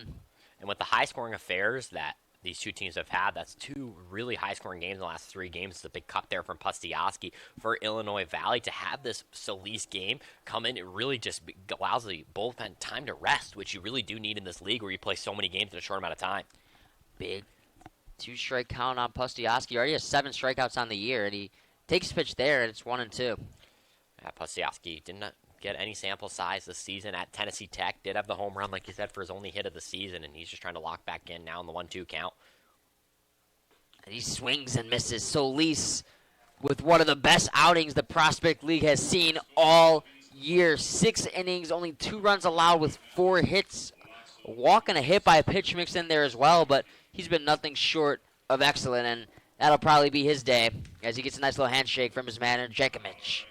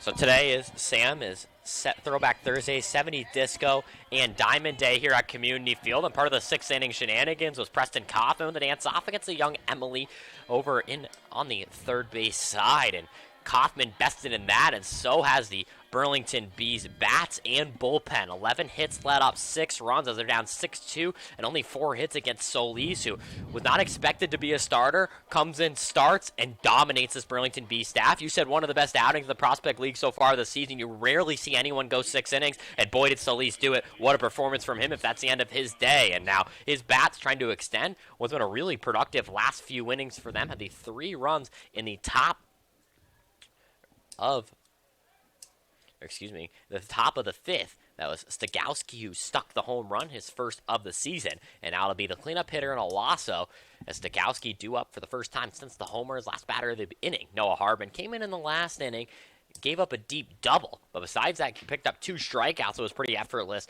for him as the starter now getting some work out of the bullpen here.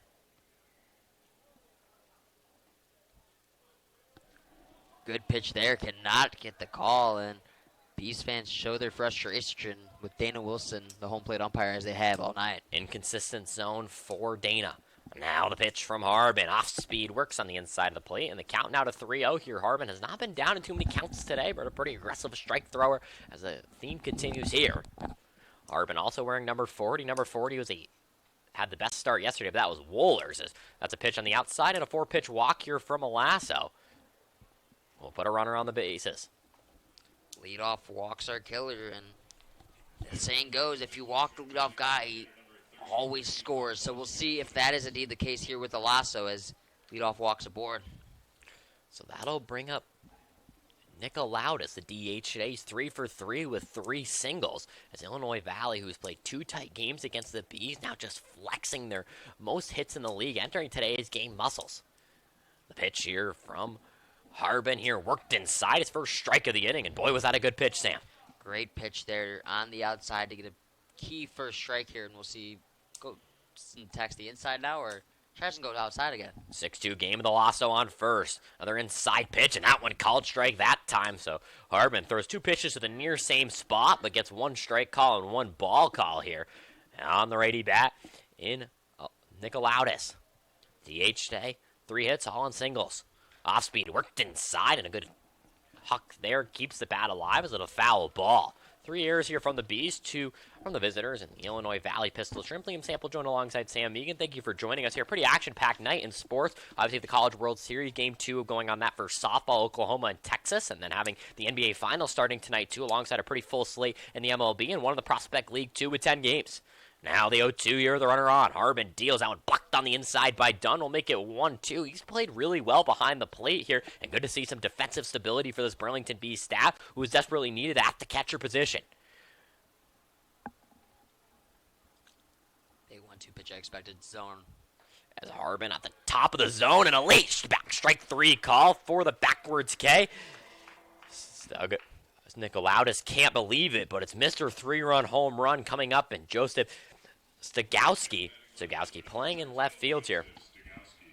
Stagowski had 2 home run games and 2 4 RBI games. It was 2022 Rockford University Freshman of the Year, and drops a pitch on the inside for the striker. Male freshman of the year. Has been all conference and all sorts of accolades for the 6'1", 205-pound outfielder from Schaumburg, Illinois. 415 career on base and an over 500 career slugging, and he's quickly down 0-2 here. So what I'm getting at with these stats, Sam, it's not surprised to be able to see him not only get bat to ball, but drive such an important home run in the game. He's done nothing but rake for power since being in college in the Midwest. Now the 0-2 with the runner on first. Harbin deals. That'll get away from Dunn, but he'll keep it in front of him and also keep the runner at first at the same time. Dunn was able to hang on to that. I think that may have been called a strike 3 with the way Dana Wilson's zone has been all night, but Dunn, unfortunately, not able to catch it and frame it, and as a result, it's called a ball. An early walk from Harbin trying to work away. Olaso will now take off with a swing and a miss. Now the throw to second will not be in time, so Olaso, the big guy, can move. He picks up a stolen base, but another strikeout here for Harbin.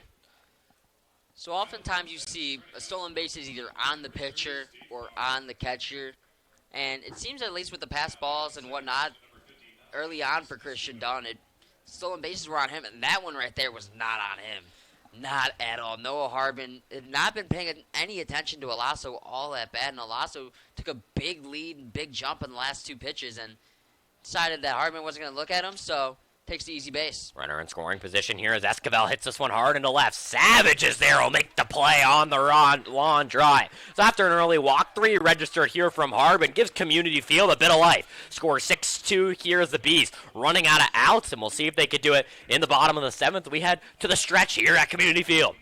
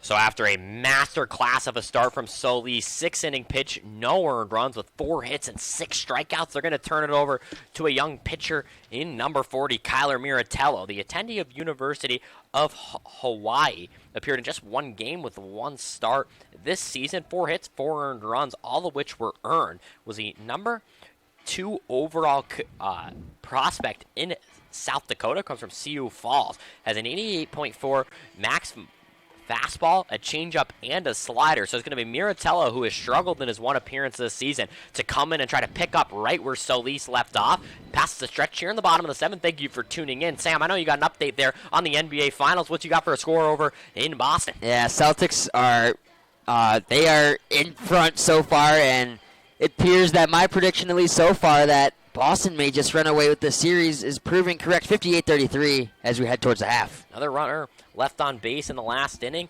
Illinois Valley has left 7 total, including 1 in each of the last 5, as it'll be Christian Dunn, who Talks Tennessee is his walk-up song. One of my favorite walk-up songs on the team, a really good classic there from Morgan Wallen. Now Dunn, who already has a hit today, is 1 for 2, reach on an error, his first time up. And now comes to the plate here to face the University of Hawaii commit in Miratello. Guy who has an infinite ERA here in the Prospect League, which Bees love to see. See if the Bees can try to avoid a bounce back here from Miratello. The first pitch, a big cut from Dunn, and we'll call it the strike here in the first pitch of the pitch from Miratello.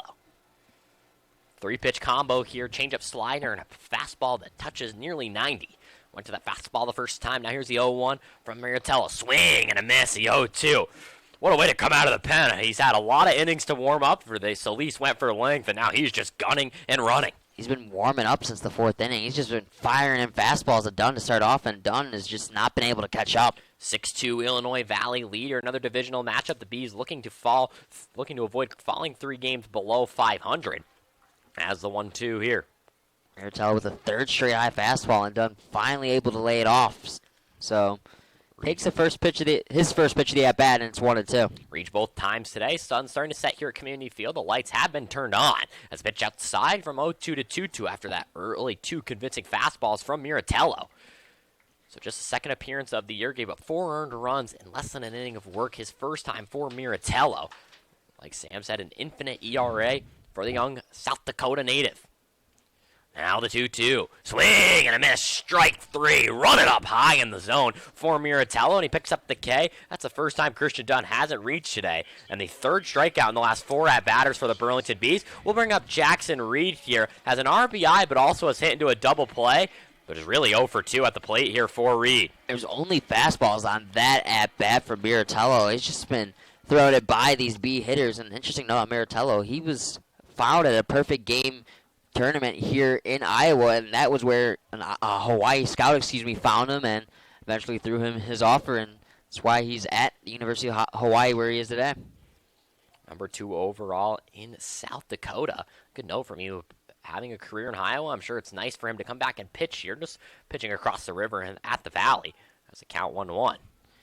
Definitely a big culture shift from South Dakota to yeah. Hawaii. So. I could probably rival my drive. Now the 1-1 here with 1 out.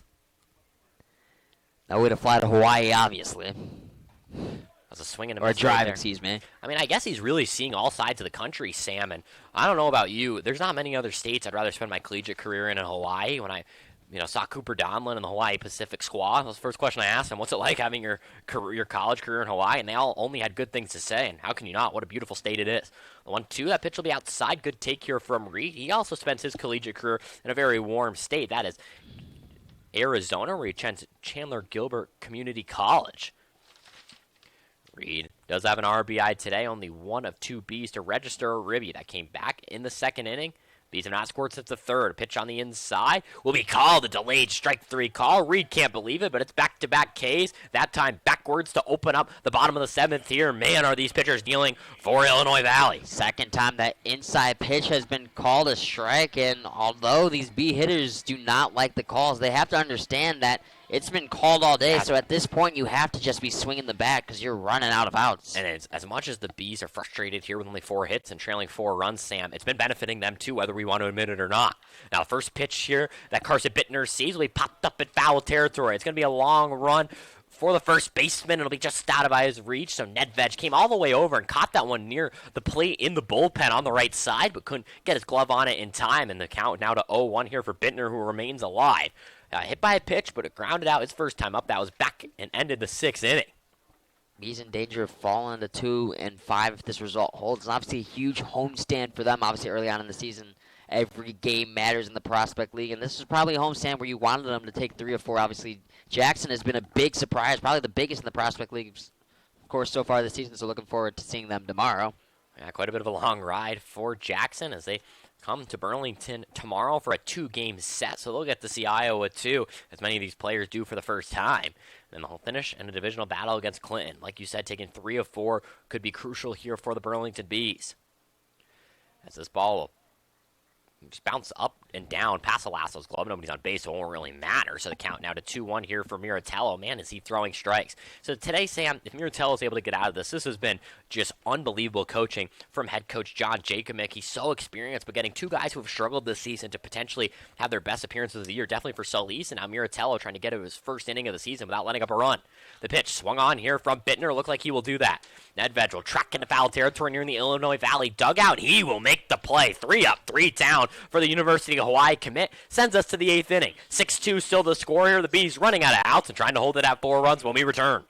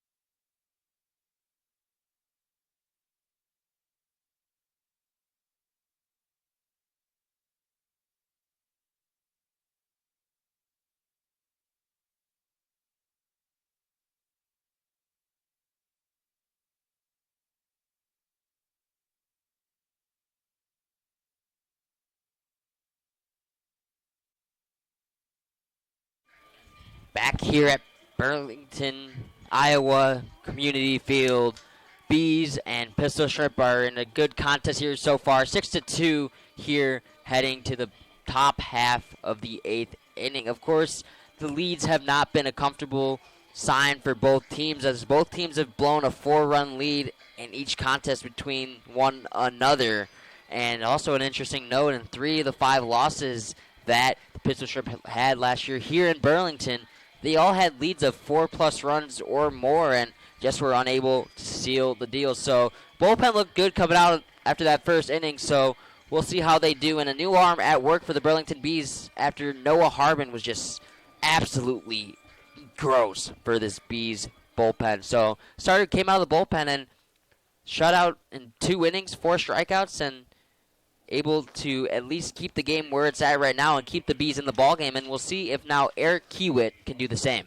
Yeah, and it's unfortunate that the Bees are getting some of their best production, Sam, from their starters so far, as Harbin just comes in and deals for 2 shutout innings, something the Bees needed so bad, but the bats haven't been there, and now it's Kiewit's job to try to hold it at 4 runs. Like you said, maybe isn't safe, but the Bees have 6 outs to recover and need to get 6 outs too, Sam. First pitch fired in from Kiewitz, called in for a strike. He's got 8-9-1 here to deal with. Berg, who's on deck, has been a struggle, at least so far here for this Pistol Shrimp lineup, so got to get a guy in Buckner out here who's 1 for 3 in this ballgame. Someone all 3 of these coaches are familiar with. Kiewit attends Mount Mercy as he whales an off-speed there to make it 1-1. It's a bit inside there from Kiewit and some chin music there from Buckner, so we'll see how he responds. Sometimes you see hitters respond to getting attacked up and in really well, and others, they try and counter from the at-bat and are almost afraid to swing the bat, so we'll see how Buckner responds here in a 1-1 hole. Third baseman swings at an inside pitch, so inside fastball does not rattle him as Kiewit goes to the inside pitch the very next pitch, and Buckner's all over it for the leadoff knock. Second hit of the day there from Buckner, but that might have been one of his best pieces of hitting for the season. That is a near impossible pitch to hit, regardless, turn as well as he did, and it's the young third baseman makes a really nice play there, like you said. Looks like a mound visit from Christian Dunn may have been crossed up on that pitch, so trying to lock back in. May not have been expecting a slider there from Kiewit. And it was a good slider, too. Just better piece of hitting from Buckner. So, leadoff man aboard and brings up a guy who's flown out, struck out, and grounded out in this ballgame. And obviously, a ground out here from Kiewit would be substantial. Yeah, the Bees have struggled getting Pistol Shrimp out. This is one guy they've gotten out every time. Berg lays down a bunt, and that pitch went very far inside. And there's a foul ball because of it, and I think that ball may have actually gone off Berg instead of hitting his bat. I think you might be right there, but either way, it's going to remain, according to the umpire's eyes, same way here now, 0-1 count. Well, on that bunt, it's because his bat's across the plate, so not a check swing there, and instead of it being first and second, nobody out, it's an interesting strike as Kiewit looks at the runner at first.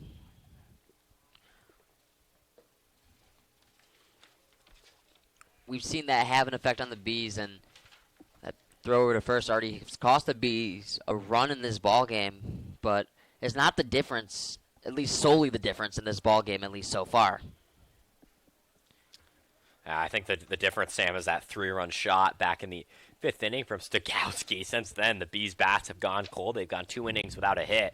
Now Illinois Valley, it's not like they're having their best day offensively. This is a team that scored in the double digits multiple times this season, had 4 hits back on the 2nd and 11 yesterday. And today, while they do have 12 hits, now 13. Ball's lined into left field, and the hitting parade for the Pistol Shrimp continue as 8 and 9 in the order are getting it done here in the 8th as it's first and second and nobody away. So Kiewit, a little bit of a rough start to his outing. Yeah, Kiewit, only 1 appearance so far this season, and this is just more fuel to the fire to what's been a very struggling bullpen for the Burlington Bees, and seeing Kiewit come in and struggle is just not a good sign for this coaching staff, Sam. So trying to keep it level where it's at, and the toughest part of this order coming up for the Pistol Shrimp. This is a part of the order that's also hit the Bees hard, Sam, in all 3 games so far. Gibson has been so good. Had 3 walks, I believe, in game number 1. So both teams all series have been able to take a lead but have not been able to run away with the ball game. And right now here for the Pistol Shrimp, they have a great opportunity to do so and put this game potentially out of reach. And we'll see if the top part of their lineup can do it. Yeah, I mean, the Bees have a very tough schedule to start out their season, Sam. really hard games at O'Fallon, and then taking on a really good opponent in Illinois Valley. 6 games, 2 foes, and all of which are well on their way to finishing at the top of the division, Sam. And they took a big win on opening night on what has turned out to be one of the best teams in the Prospect League in Alton. So Bees have proven that they can keep up with some of the top dogs. Unfortunately, they have not fallen into some good luck to start the year. And, I mean, O'Fallon's won 5 straight. Salmon of Illinois Valley's able to hang on. They've won 3 straight, too. So both these teams using the Burlington Bees as a springboard onto their winning streak, which has been, if they're not able to make the comeback, a very tough part to the start of the season. Part of it may be catching teams at the wrong time, but part of it may be a talent gap as well between some of these teams. Obviously, we've seen a lot of Power 5 talent on a lot of other rosters, but the Bees have kind of been lacking that Power 5 experiences. That ball is flied into left field as tough play, but caught by Scotty Savage for out number 1. So huge out. Huge out there from Kiewit, and the runners don't advance. So as I mentioned, obviously, lack of Power 5 talent for the Bees. They have 3 guys from the University of Iowa, but that's pretty much it. Yeah, I couldn't agree with you more, but it's not like you haven't seen the underdog story or these teams get it done. I mean, I've been most impressed, Sam, with these NAIA guys. A lot of the Mount Mercy guys have really done a lot of work, a lot of good at-bats here for this team. I wouldn't count them out necessarily because maybe they don't have as many Power 5 guys as the next top dogs. And I know we've mentioned in a previous broadcast where those D3 NAIA guys just beat the Division I guys, and whether it's just willpower or not too big of a difference between the talent in those guys, but at least so far, that talent has not been panning over on the field for the Bees. And I mean, if they lose tonight, if their record goes to 2-5, I don't think that record is telling of how well I believe they have played in a lot of these games. I mean, besides the one blowout game at O'Fallon, they've been in every game so far this season right up until the end. So this is a team that could easily get a couple more good bounces and could have been, at 500 or even above 500 in my opinion, Sam. It's almost that when the bullpen pitches well as it's a strike 3 on Dortch, which is a huge out to get, but the runners are on the move. Runners taking off for second. And I think he's safe because it was a tag. I don't think Dortch can get first on the drop third strike. So the ump's still standing there and hasn't made a call. And still hasn't, so I guess he's going to be safe. Yeah, so that makes it 2 outs, runner second and third. That was definitely one of the stranger sequences of this game, especially with the umpire not making a signal, and nobody's going to move. You absolutely cannot you can't take a strike 3, like you can't take a drop third if there was someone previously on first, which there was in Berg. So Berg decided to take second on the pitch that was in the dirt and almost got thrown out because of it, but because of the confusion on the field, it led to a big standstill for about a minute. So after 2 quick outs on the top part of the order, Kiewit gets a fly ball that'll just fly out of play. So 2 men in scoring position and 2 away, and Kiewit is 1 pitch away from getting out of a huge jam. Yeah, it's been a tough game for Nedved. She does have an RBI and reach on an error, but a strikeout and hit into a double play, so looking to maybe bounce back and add on to his ribby he already has. Also had a single and later on scored back in the 3rd inning. Takes pitch there, and it's 1-1. Yeah, for Illinois Valley, like you said, no lead safe, and the series has proven this. The Prospect League this season has proven it. So any more insurance you can add on here, you don't want to maybe get into a relaxed situation just because you're up 4 with only 6 more outs to get. This would be a good opportunity to extend, especially at the top half of the order, potentially last time they're up today, Sam. Catcher Alasso on deck. Only a 4-run game, despite the fact that the Pistol Shrimp have out-hit the Bees by 9. 13 hits for the Shrimp and only 4 for the Bees, so the Bees offense looking to get back in the dugout and hopefully get the bats rolling. It seems for the Bees all year, when the bullpen has pitched well, the bats have not been there. And when the bats have been there, the bullpen unfortunately has not. So string of bad luck so far early on. And like I said, it's been a lot of bad luck early in the season for the Burlington Bees, Sam. I truly do think if this team can get multiple gears to click at the same time, it's a team that could really be successful. And with how the league is set up, and how the Bees' schedule is set up, they have an opportunity against a lot of similar foes to get some big wins over the next coming weeks. So just because it's been a bit of a rockier start, so a lot of baseball left this season, Sam. A lot of divisional matchups, as you mentioned, coming up, and those are really the big ones that separate everyone else in your division, because not only are you putting yourself ahead of everyone else, but you're putting the other teams behind you. So the Bees can come out with a record above 500 or higher during the sequence of games within the next 18 games or so, that would be monumental for this Bees team. And like you said, they're going against two of the hottest teams right now in the last 6 games in the Prospect League. So another ball is fouled straight off, but yeah, these teams are steaming, and especially with their bats too. I mean, 13 hits today for the Pistol Shrimp, and it seems like all game and all year this Pistol Shrimp team who leads the league in hits already is just, they're able to make contact with everything, work at bats, foul pitches off, and they really make every pitcher work for their outs. Big payoff pitch coming from Kiewit. 2 on, 2 out, and he deals. That pitch is inside, and it's called strike 3. So the inside strike has been called all day, and Kiewit plays that to his advantage. So 2 strikeouts from Kiewit, gets out of a tough jam after getting the first 2 guys on via the base hit. 3 straight outs after that, and we head bottom 8. Bees need some help.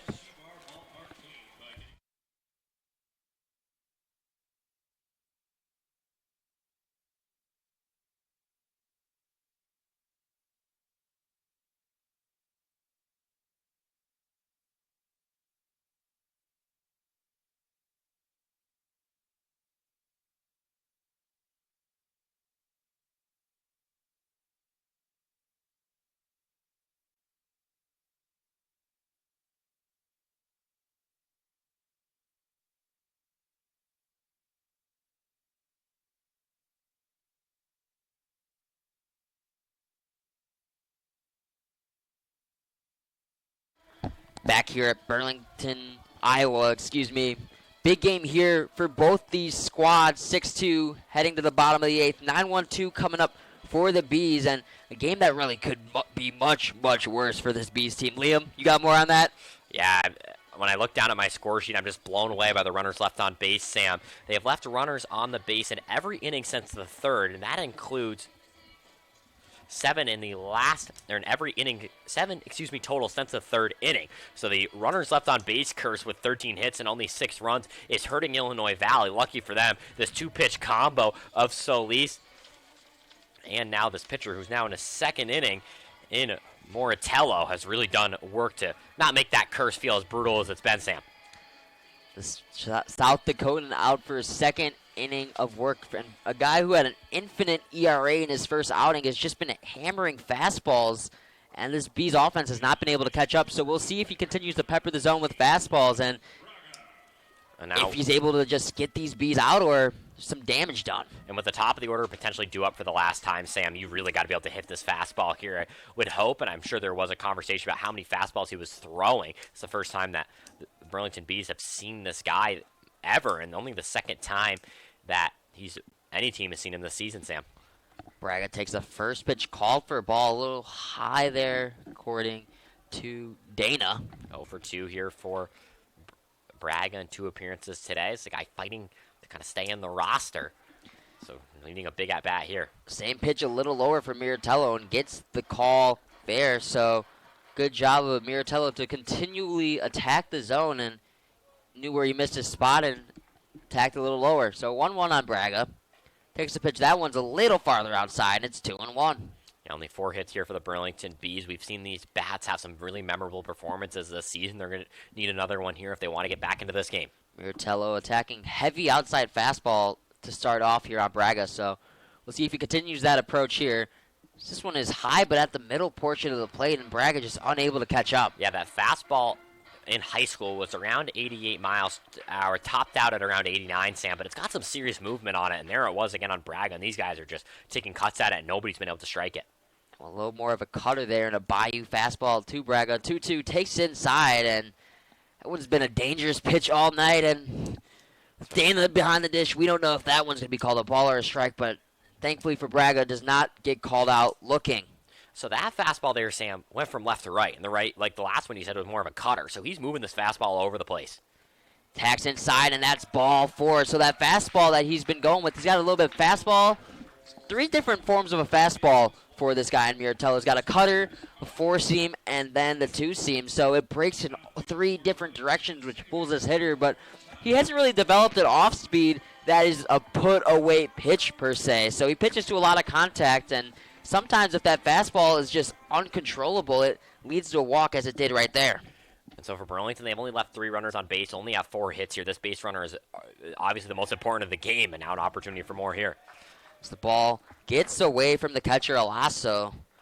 Plumbers takes the first pitch call for a ball and a runner in scoring position. Obviously, this run would be big for the Bees, but not the most important for them by any means. They're still chasing forward with only 6 outs remaining for them in this ballgame. So you need Plummer to find his way aboard any way possible. And guy who's already a threat to bunt has the infield, at least at the corners, in. So see if he tries to knock one over their heads.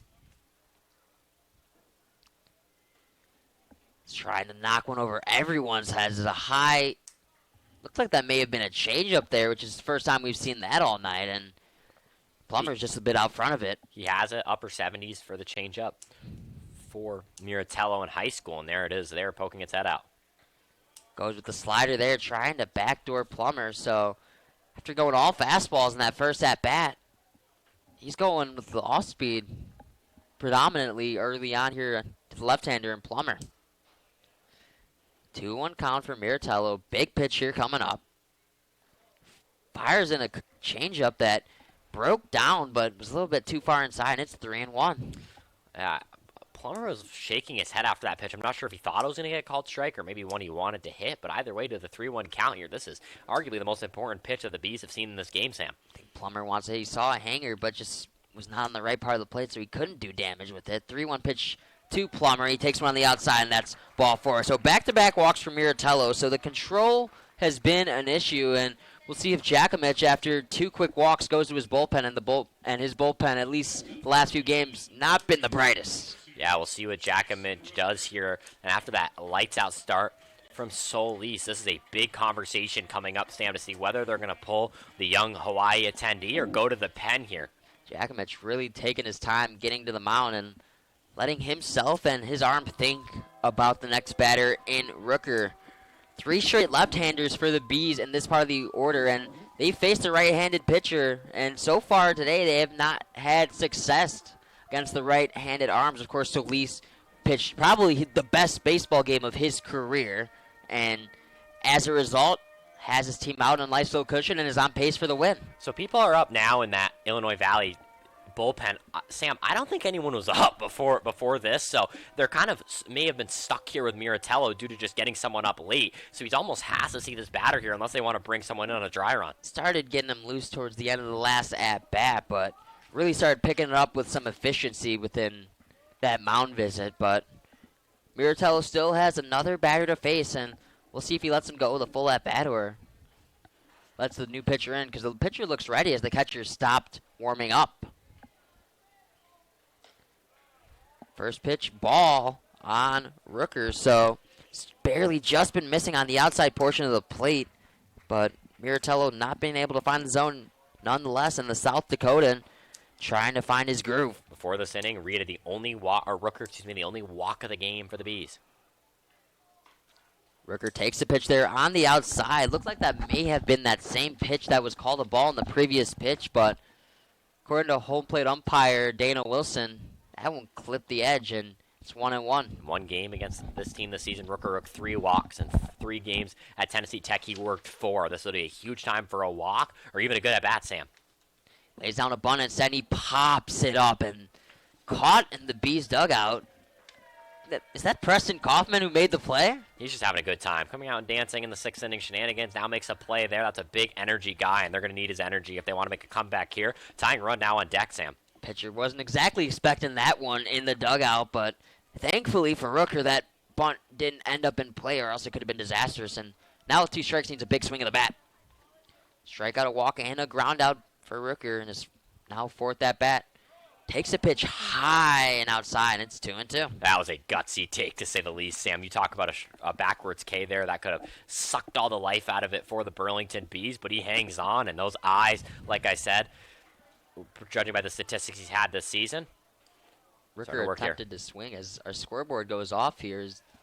Rooker swings and misses at a low pitch on the inside portion of the plate. So instead of strikeout looking may have been suffocating, the strikeout in general is a huge deflator for this lineup. And got Reese Moore coming up, who could be a huge swing right now, but obviously with that strikeout, one away, and you need him to get on.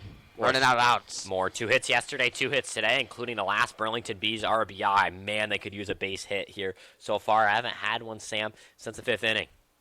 Struck out in his last at-bat. Now 4 RBIs on the year for Reese Moore. Only his 2nd game, and if he was able to get another one here, bring some life into this crowd, and more importantly, would make this a save situation for that Pistol Strip bullpen.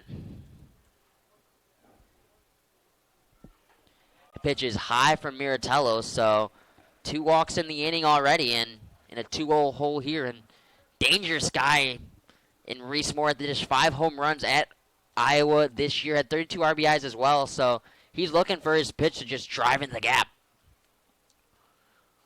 Miratello, 2-0 pitch, looks at the runner at second and deals, and may have been looking at him a little too long as pitch wasn't really even close, 3-0. So now this is the most important pitch of the game here for the Burlington Bees, Sam. A 3-0 count. He's going to get a pitch to hit. You don't want to walk this guy and load the bases, put the tying run at the plate. You're going to have to throw here, and for a fastball-dominant pitcher, Reese Moore's got to know his pitch is coming, Sam. Do you automatically take this one on 3-0? You know a good pitch is coming, probably.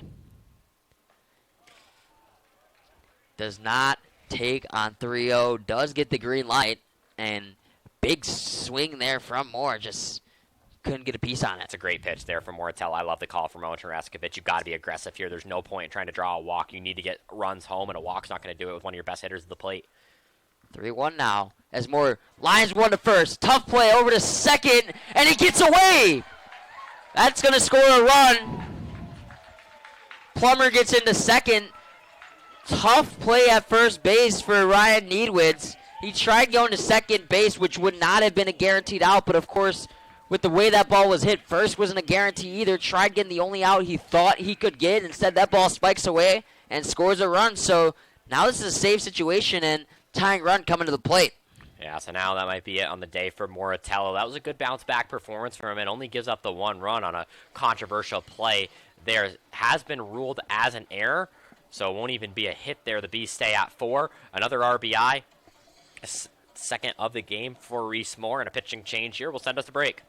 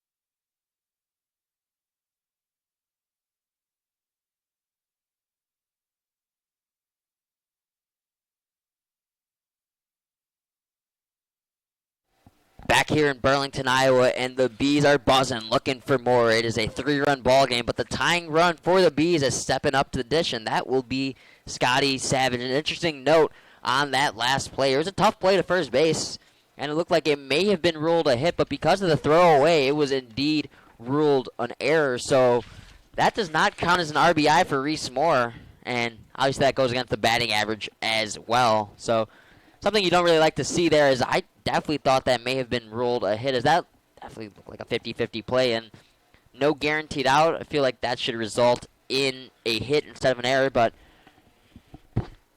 I digress. Yeah, so it's officially scored as Reese Moore has reached a first on a throwing error at first base. Plummer advances second, and then Braga comes across to score. I mean, it doesn't really matter the stats at this point. The tying runs at the plate, and you have runners on first and second with only 1 out, Sam. No matter how it's scored, this is a huge opportunity for the Bees, and when it felt like all life was gone, all of a sudden they're just back into this game, Sam. And their closer for the Pistol Shrimp is on the mound. This is Jackson Peeler. He was a freshman at Kankakee Community College this year in Illinois. He was their closer, had 9 saves, had a 1-4 record, so blew 4 saves as well, but 9 for 13 in his save, 9 for 14 in his save opportunities with a win and 4 losses in there. He's from Hebron, Indiana. It's a righty-righty mix, so the righty batter in Savage, we'll see if he tries and jam him inside.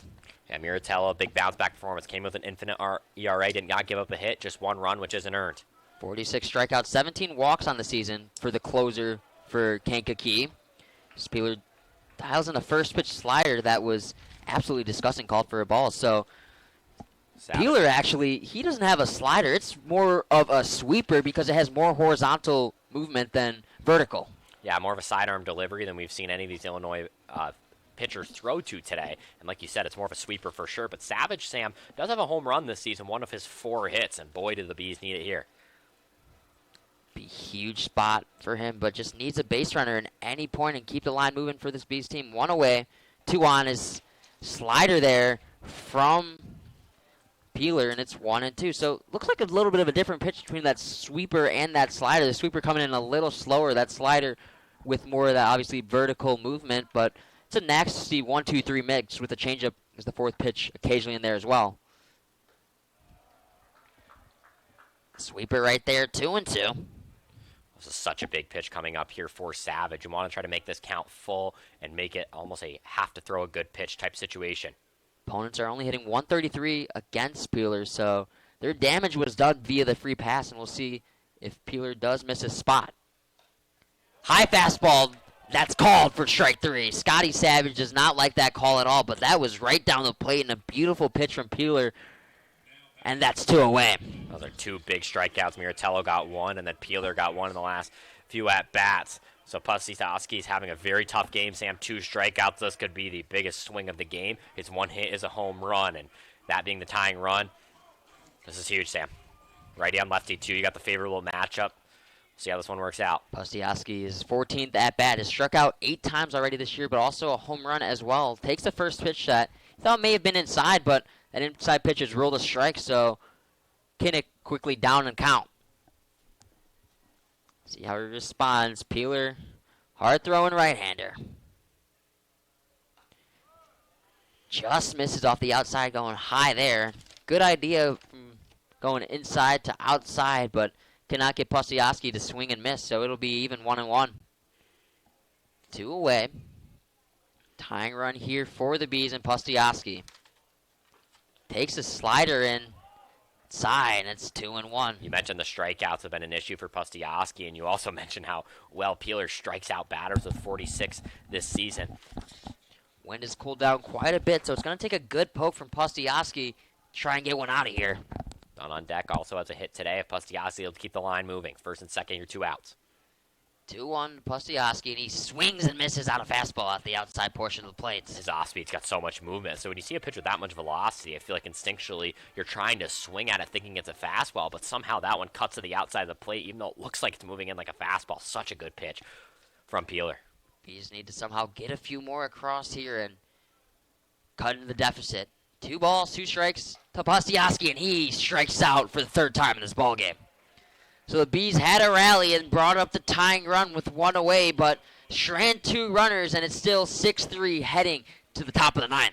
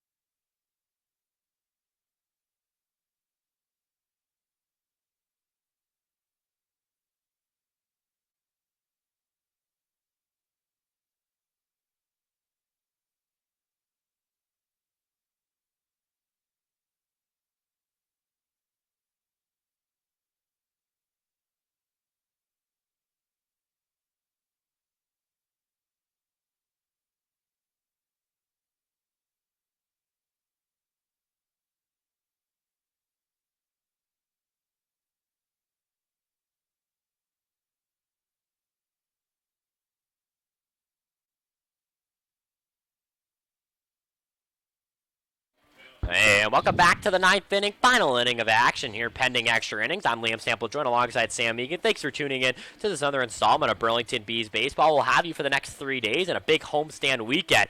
And for the first time this season, it's Jacob Suits. It may be spelt with a J, but we asked him. It said Jacob Suits as the big number 51 rostered at 6'5", 220. Humphrey native, attended Des Moines Area Community College, where's number 22 for the Bears, where he appeared in 14 games this season with 6.35 ERA, 17 strikeouts, and 23 hits, alongside 12 earned runs in his 14 appearances here as he tries to hold Illinois Valley at 3. 2 left on base with no hits and 2 walks in the last inning for the Burlington Bees, trying to give them some momentum here as we go to the ninth, and it's going to be up to a recently joined Burlington Bee to try to get them out of this situation. Beautiful night here in Burlington. Temperature still in the low 70s, maybe in the high 60s as time reads 9:08 p.m. Here as we get set up tomorrow, the Burlington Bees having the Jackson Rockabillys at 6:30 for a Friday night matchup. It'll be the Office Olympics night. A lot of festivities going on here at the field. And speaking of that, Bees fans experience the power and excitement of live events with TicketSmarter. You can find seats in more than 125,000 live events ranging from sports to concerts and theater shows on TicketSmarter.com. TicketSmarter, proud to be the official ticket resale marketplace partner of the Burlington Bees, providing a safe and secure way to buy and sell tickets to your favorite events. The next time you need tickets, think smarter, think TicketSmarter, and a lot of office-themed festivities going on tomorrow. We got a little bit of a preview of it today and our time in the office before the game started, and it's one you're not going to want to miss here at Community Field. As the first batter of the inning will be a tough one in McKenna. Olasso has a walk, reach on an error, but 2 flyouts outside of that. Did hit a home run last time. 13 hits here in this game, 1 away from the season high for Illinois Valley as the 1-1 count here. Suits in, the 6'5 pitcher for the first time this season. A pitch on the inside. Olasso will fly this one into right. It'll be tracked and caught by Braga just before the warning track. 3rd flyout of the game from Olasso, and 2 outs left here to send it to the bottom of the ninth. That pitch was on the inside portion of the plate, and somehow Olasso was able to get a solid piece on it and drive it the opposite way of all places. So very surprising approach from Olasso there to try and take an inside pitch the opposite way, but got a good piece. Unfortunately, hit it right to the right fielder in Braga, so that's quickly 1 away. Nicolaudis now comes up to the plate. First pitch he sees on the outside. Nice off speed there from Suits. Will be called a strike. University of Illinois Chicago attendee. Actually played basketball or was all conference and all area 3 times. 6'1", 200 pounds for the first year. Played in his 3rd game of the season. As that pitch will not get the call, so the count quickly to 1-1 here. 6-3 game, top of the ninth. Here at Community Field, part of a 4-game homestand. It'll be versus Clinton tomorrow, back home for Illinois Valley. A lot of traveling over the last 3 games. There's another strike pitch there on another off-speed, makes it 1-2, before be taking on the Lafayette Aviators on Saturday. So both 7:05 starts for Illinois Valley, and 2 big games coming up at home. Obviously divisional against Clinton, who's been piping hot to begin their season, in Illinois duking out for that top spot. Is a nice pitch from Suits for his first strikeout as a Burlington Bee. 3-pitch strikeout for Suits. A really nice pitch right there. We'll get the backwards K. That is Nicolaudis' second backwards K in the last 3 at-bats. And Stigowski coming up as looking to be the first 1-2-3 of the game for the Burlington Bees since the 2nd inning. I feel like as a pitcher, there's nothing more satisfying than a strikeout looking. As that pitch down the dirt, away, will be called a ball. So the strikeout there from Suits, just his first as a Bee. Similar pitch, but Dunn was not able to bring it in like he was with the last one, so not called a strike. Is very similar pitch on back-to-back pitches, and fortunately for Suits, not able to get the call. Struck out his last time was Stigowski. Now a 2-0 count. This one dealt inside, and that'll be called strike. Had a 3-run home run game. That was the last time that Illinois Valley scored. So outside of those first 4 innings, Sam, it's been a really good performance from this Bees bullpen and when they really needed it. Now the 2-1. Inside, and that'll be called ball. So ironically enough, it's Bobby Hell, who's been one of the best relievers of the day, give up that lethal shot in the inning. But outside of that, the bullpen, Sam's been nearly perfect. He's been doing a great job so far and trying to get a big out here and get out of this inning and hopefully bring this Bees As offense this up. one grounded softly to the side. Suits Fields. Long throw will not be attempted. So it's going to be an infield single here from Stigowski. And that'll bring up Esquivel here as Illinois Valley not done and looking for more. That's their 14th hit of the game, matching their season high. That is a remarkable stat. 10 more hits than this Bees team and only up 3 runs. So we'll see if the Bees are able to take advantage and get a big third out and bring their offense up in a do-or-die situation. Esquivel's first pitch. Nice off speed there for a strike as Suits moving quickly and a lot of off speed to do so. So, Sam, what's your good takeaway from this game, in my opinion, is a throw to first, and that is in time. Check the runner for Jacob Suits. He makes his Burlington Bees debut with a little fire as he gets the guy checking the at first, and will send us to the bottom of the ninth. Maybe a little light here off of a newcomer Bee in Jacob Suits, who retires 3 and 4 batters. What a way to end the inning. Now the Bees 3 outs to recover 3 runs. Only 4 hits today, and we'll see if they could do it off a Peeler when we return in the bottom of the ninth.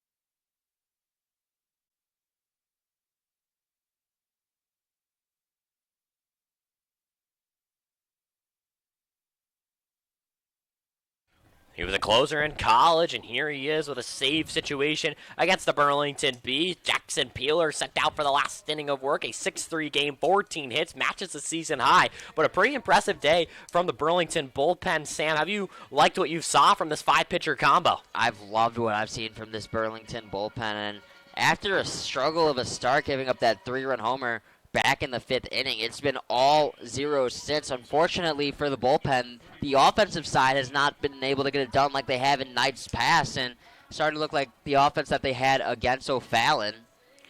Harbin, Kiewit, and Suits have combined for 4 shutout innings after Held gave up the 3-run home run. Zahner started this game with 3 innings with 5 hits and 1 earned run, as Dunn, who has a hit today, swings and misses at the first pitch to make the count 0-1. So bottom of the ninth here, Bees needing some success. Were able to bring one home on 2 walks and an error in the last hit. But 3 strikeouts hurt them as Peeler had 2 of those Ks. 2 strikeouts and 2/3 of an inning for Peeler. So he came in, faced 2 batters, struck both of them out in 10 pitches. So doing an efficient job of getting it done in 5 pitches or less, and trying to do the same thing to Dunn here. As Dunn pops this one up foul, does have a hit, but also a K here and reached on an error. The Burlington Bees high in strikeouts, high in walks is 10, but have 11 Ks here. Looking to avoid a 12th, now down in a 1-2 count here on Dunn. Bottom of the ninth here at Community Field. 4-game homestand. The Bees will play tomorrow against Jackson. 10 games in the Prospects League Suite, and a strikeout here for Dunn, his 2nd of the game, and the 12th total for this Burlington staff. Man, is Peeler dealing since entering this game, as these college closer looking to pick up right in his ways, as Jackson Reed now due up here. Has struck out, has an RBI on a ground down, is ground doing double play to be 0 for 3 on the day. Back-to-back strikeouts for Christian Dunn. This is a Bees team who didn't have a strikeout until 2 outs in the bottom half of the 3rd inning. But ever since then, it's been some uncompetitive at-bats for this Bees team. Solis with one of the best starts of the Prospect League season. 6 innings with no earned runs and just 4 hits, 6 Ks. Now to Reed. That has kind of been the story today here, as the Bees only rattle off 4 hits. A really, really solid effort from the Burlington Bees bullpen. 7-8-9 for the Bees, and they need him to step up here with Reed, who's already 0 for 3 in this ball game. Does have the ribby. Pitch called strike here to make the count 2-1. What impresses me about Peeler is how quickly his off-speed moves, but how quickly he moves. He does not waste any time for the closer. NJCAA member. As the pitch. Swing and fouled off. So the count to 2-2 here with 1 out.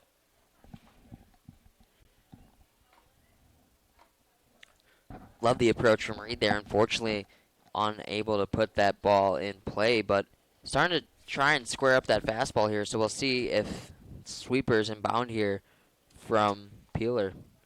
Reed does have a walk and an RBI in the last game yesterday against Illinois Valley. This one swing and a miss. Back-to-back strikeouts here for Peeler. He is dealing, and the Bees can't handle him right now. 4 batters and 4 strikeouts for Peeler. He is lights out. He is untouchable. Say whatever you want about him. This Bees lineup has no answers. Bees have had very few answers to any of these pitchers so far. 3 runs in this game and only 4 hits. Now down to their last breath. It's Carson Bittner. Has a hit by pitch. The only time he's reached, but 0 for 2 outside of that. Fouled out his last time up for the Iowa Hawkeye. Now the first pitch from Peeler. That one up high. It'll be called strike. He has done nothing but throw strikes, attack the zone, pick up Ks. It needs one more to cap off a huge win. The 3rd straight for Illinois Valley. Bees 2-1 at home this season. As this one will be swung on and go foul. Quickly down 0-2 here. Peeler looking to cap off a masterpiece of a pitching day for Illinois Valley.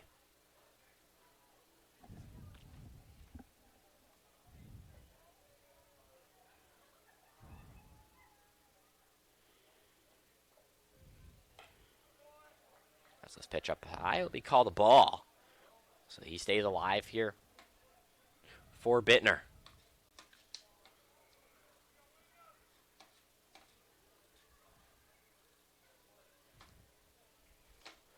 Another outside pitch from 0-2 to 2-2. Bees do play tomorrow. Games will start our pregame show around 6:15, so one you're going to want to tune in for. We'll have a coach interview with Coach O, discuss today's matchup, and on to a 2-game set against Jackson. The 2-2 swing and a miss. Strike 3. So Jackson Peeler with 5 strikeouts and 5 batters faced caps off a masterpiece of a pitching effort here for Illinois Valley. 4 total hits led up and 3 runs as the Pistol Shrimp take the rubber match and win this one 6-3 as they move to a phenomenal record of 6-3, have won 3 straight, and send the Bees to a 2-5 record and a loss their 2nd straight, including being 2-2 at home. Let's take a short break, 30-second break here before we return to give our final thoughts here in Burlington.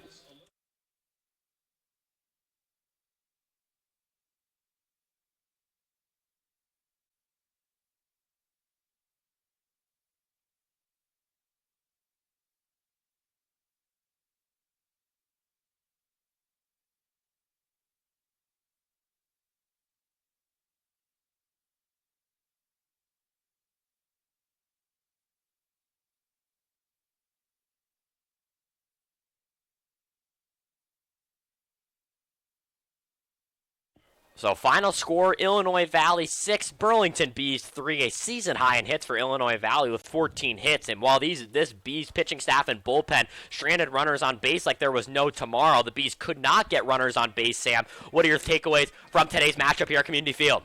I think it was a great bounce-back game from this Bees bullpen. Unfortunately for them, the bats just were not swinging it today, which obviously it's baseball. You're not going to have the bats swinging it and driving in 8 runs every game. And unfortunately for the Bees, this was just a game where the bats were cold. And also, unfortunately for them, it was finally a game where the bullpen picked up that offense and just could not do anything with it. I think a huge turning point in this game for me, though, was the Jackson Reed double play, because not only that inning, you had a runner on base, and line went down the line, and it looked like you were going to have 1st and 3rd with 1 away and a chance to do some damage in that 4th inning where you would have been able to tie the ball game. Instead, unfortunately for the Bees, call doesn't go their way. Next pitch crowds into a double play and a big-time home run from Stegowski and the Pistol Shrimp that really was the key in this ball game. So maybe that play goes differently. The momentum shifts a little bit, and Stagowski doesn't hit that home run. But between that and the 2 errors in the field, which led to the Stagowski home run and the run in the first inning, are the 2 key differences on why the Pistol Shrimp came out on top here today. 3 pitchers combined to one of the best pitching efforts of the season in the Prospect League. Anthony Solis, the non-starter, turns into a starter and turns into one of the best starts of the year. 6-inning pitch, 4 hits, 2 runs, none of which were earned, with 6 Ks and 23 batters faced. There were 92 total pitches, 3 away from the pitch limit here, and made it look easy. Miratello came in through 1.1 innings pitch, gave up 1 run, which was earned, with 2 walks, 3 strikeouts, but no hits. And then Jackson Peeler picks up the save as he shuts the door with 5 strikeouts and 5 batters faced. Biggest hit of the game came from Stokowski, who had a 3-run home run back in the 5th inning. He finished 2 for 5 with 3 RBIs. Dorsch, 2 hits today, continues to stay hot with 4 at-bats. The other RBI coming from Nedved, who finished 1 for 2 in 5 at-bats. For the Burlington Bees, 5 different pitchers honestly combined for a very good day. Zahner, 3 runs, 1 of which was earned, and 5 hits. Bobby Helt gave up the 3-home run, gave up 5 hits and 3 runs. And then it was Harbin who came in, 2 innings with just 1 hit, no earned runs. Kiewit, 2 hits, 1 inning, no runs. And then Jacob Stutz with 1 hit and no earned runs. The RBI today coming from Reese Moore, who finished 2 for 4, and Jackson Reed, who had 1 RBI but finished 0 for 4. Braga, Rooker, and Dunn also picking up hits as the Bees with just 4 today. Illinois Valley having hits from every which way as they match their season high with 14. So an incredible day for them, and one of their best hitters today, and one of the unsung heroes, Nicolaudis, who went 3 for 5 with a run, did not have any RBIs, but the 3-run home run in the 5th really put this game away. Illinois Valley will resume play tomorrow. They play versus the Clinton Lumber Kings. It's going to be a battle between 2 of the top teams in the Northwest Division. And for the Burlington Bees, they look to bounce back against a foe that's quite a bit of ways. The Jackson Rockabillys are here for 2 starting tomorrow at 6:30. The game will be the Office Olympics night. One you're going to want to tune into should be the festivities. You're able to come out to Community Field. But if not, pregame show will start at 6:15. We'll have an interview with Coach Owen Oreskovitz, take you through the lineups as the Bees look to bounce back tomorrow. Illinois Valley wins their 3rd straight, takes 2 out of 3 in this series against the Bees, as Burlington falling to 2-5 have now lost 2 straight as they look to bounce back against a red-hot Jackson team tomorrow. For today's broadcast, I'm Liam Sample, joined alongside Samuel Egan. Illinois Valley takes this one 6-3, as I'm Liam Sample saying, hey, have a good night here in Burlington. Thanks for tuning in to tonight's broadcast.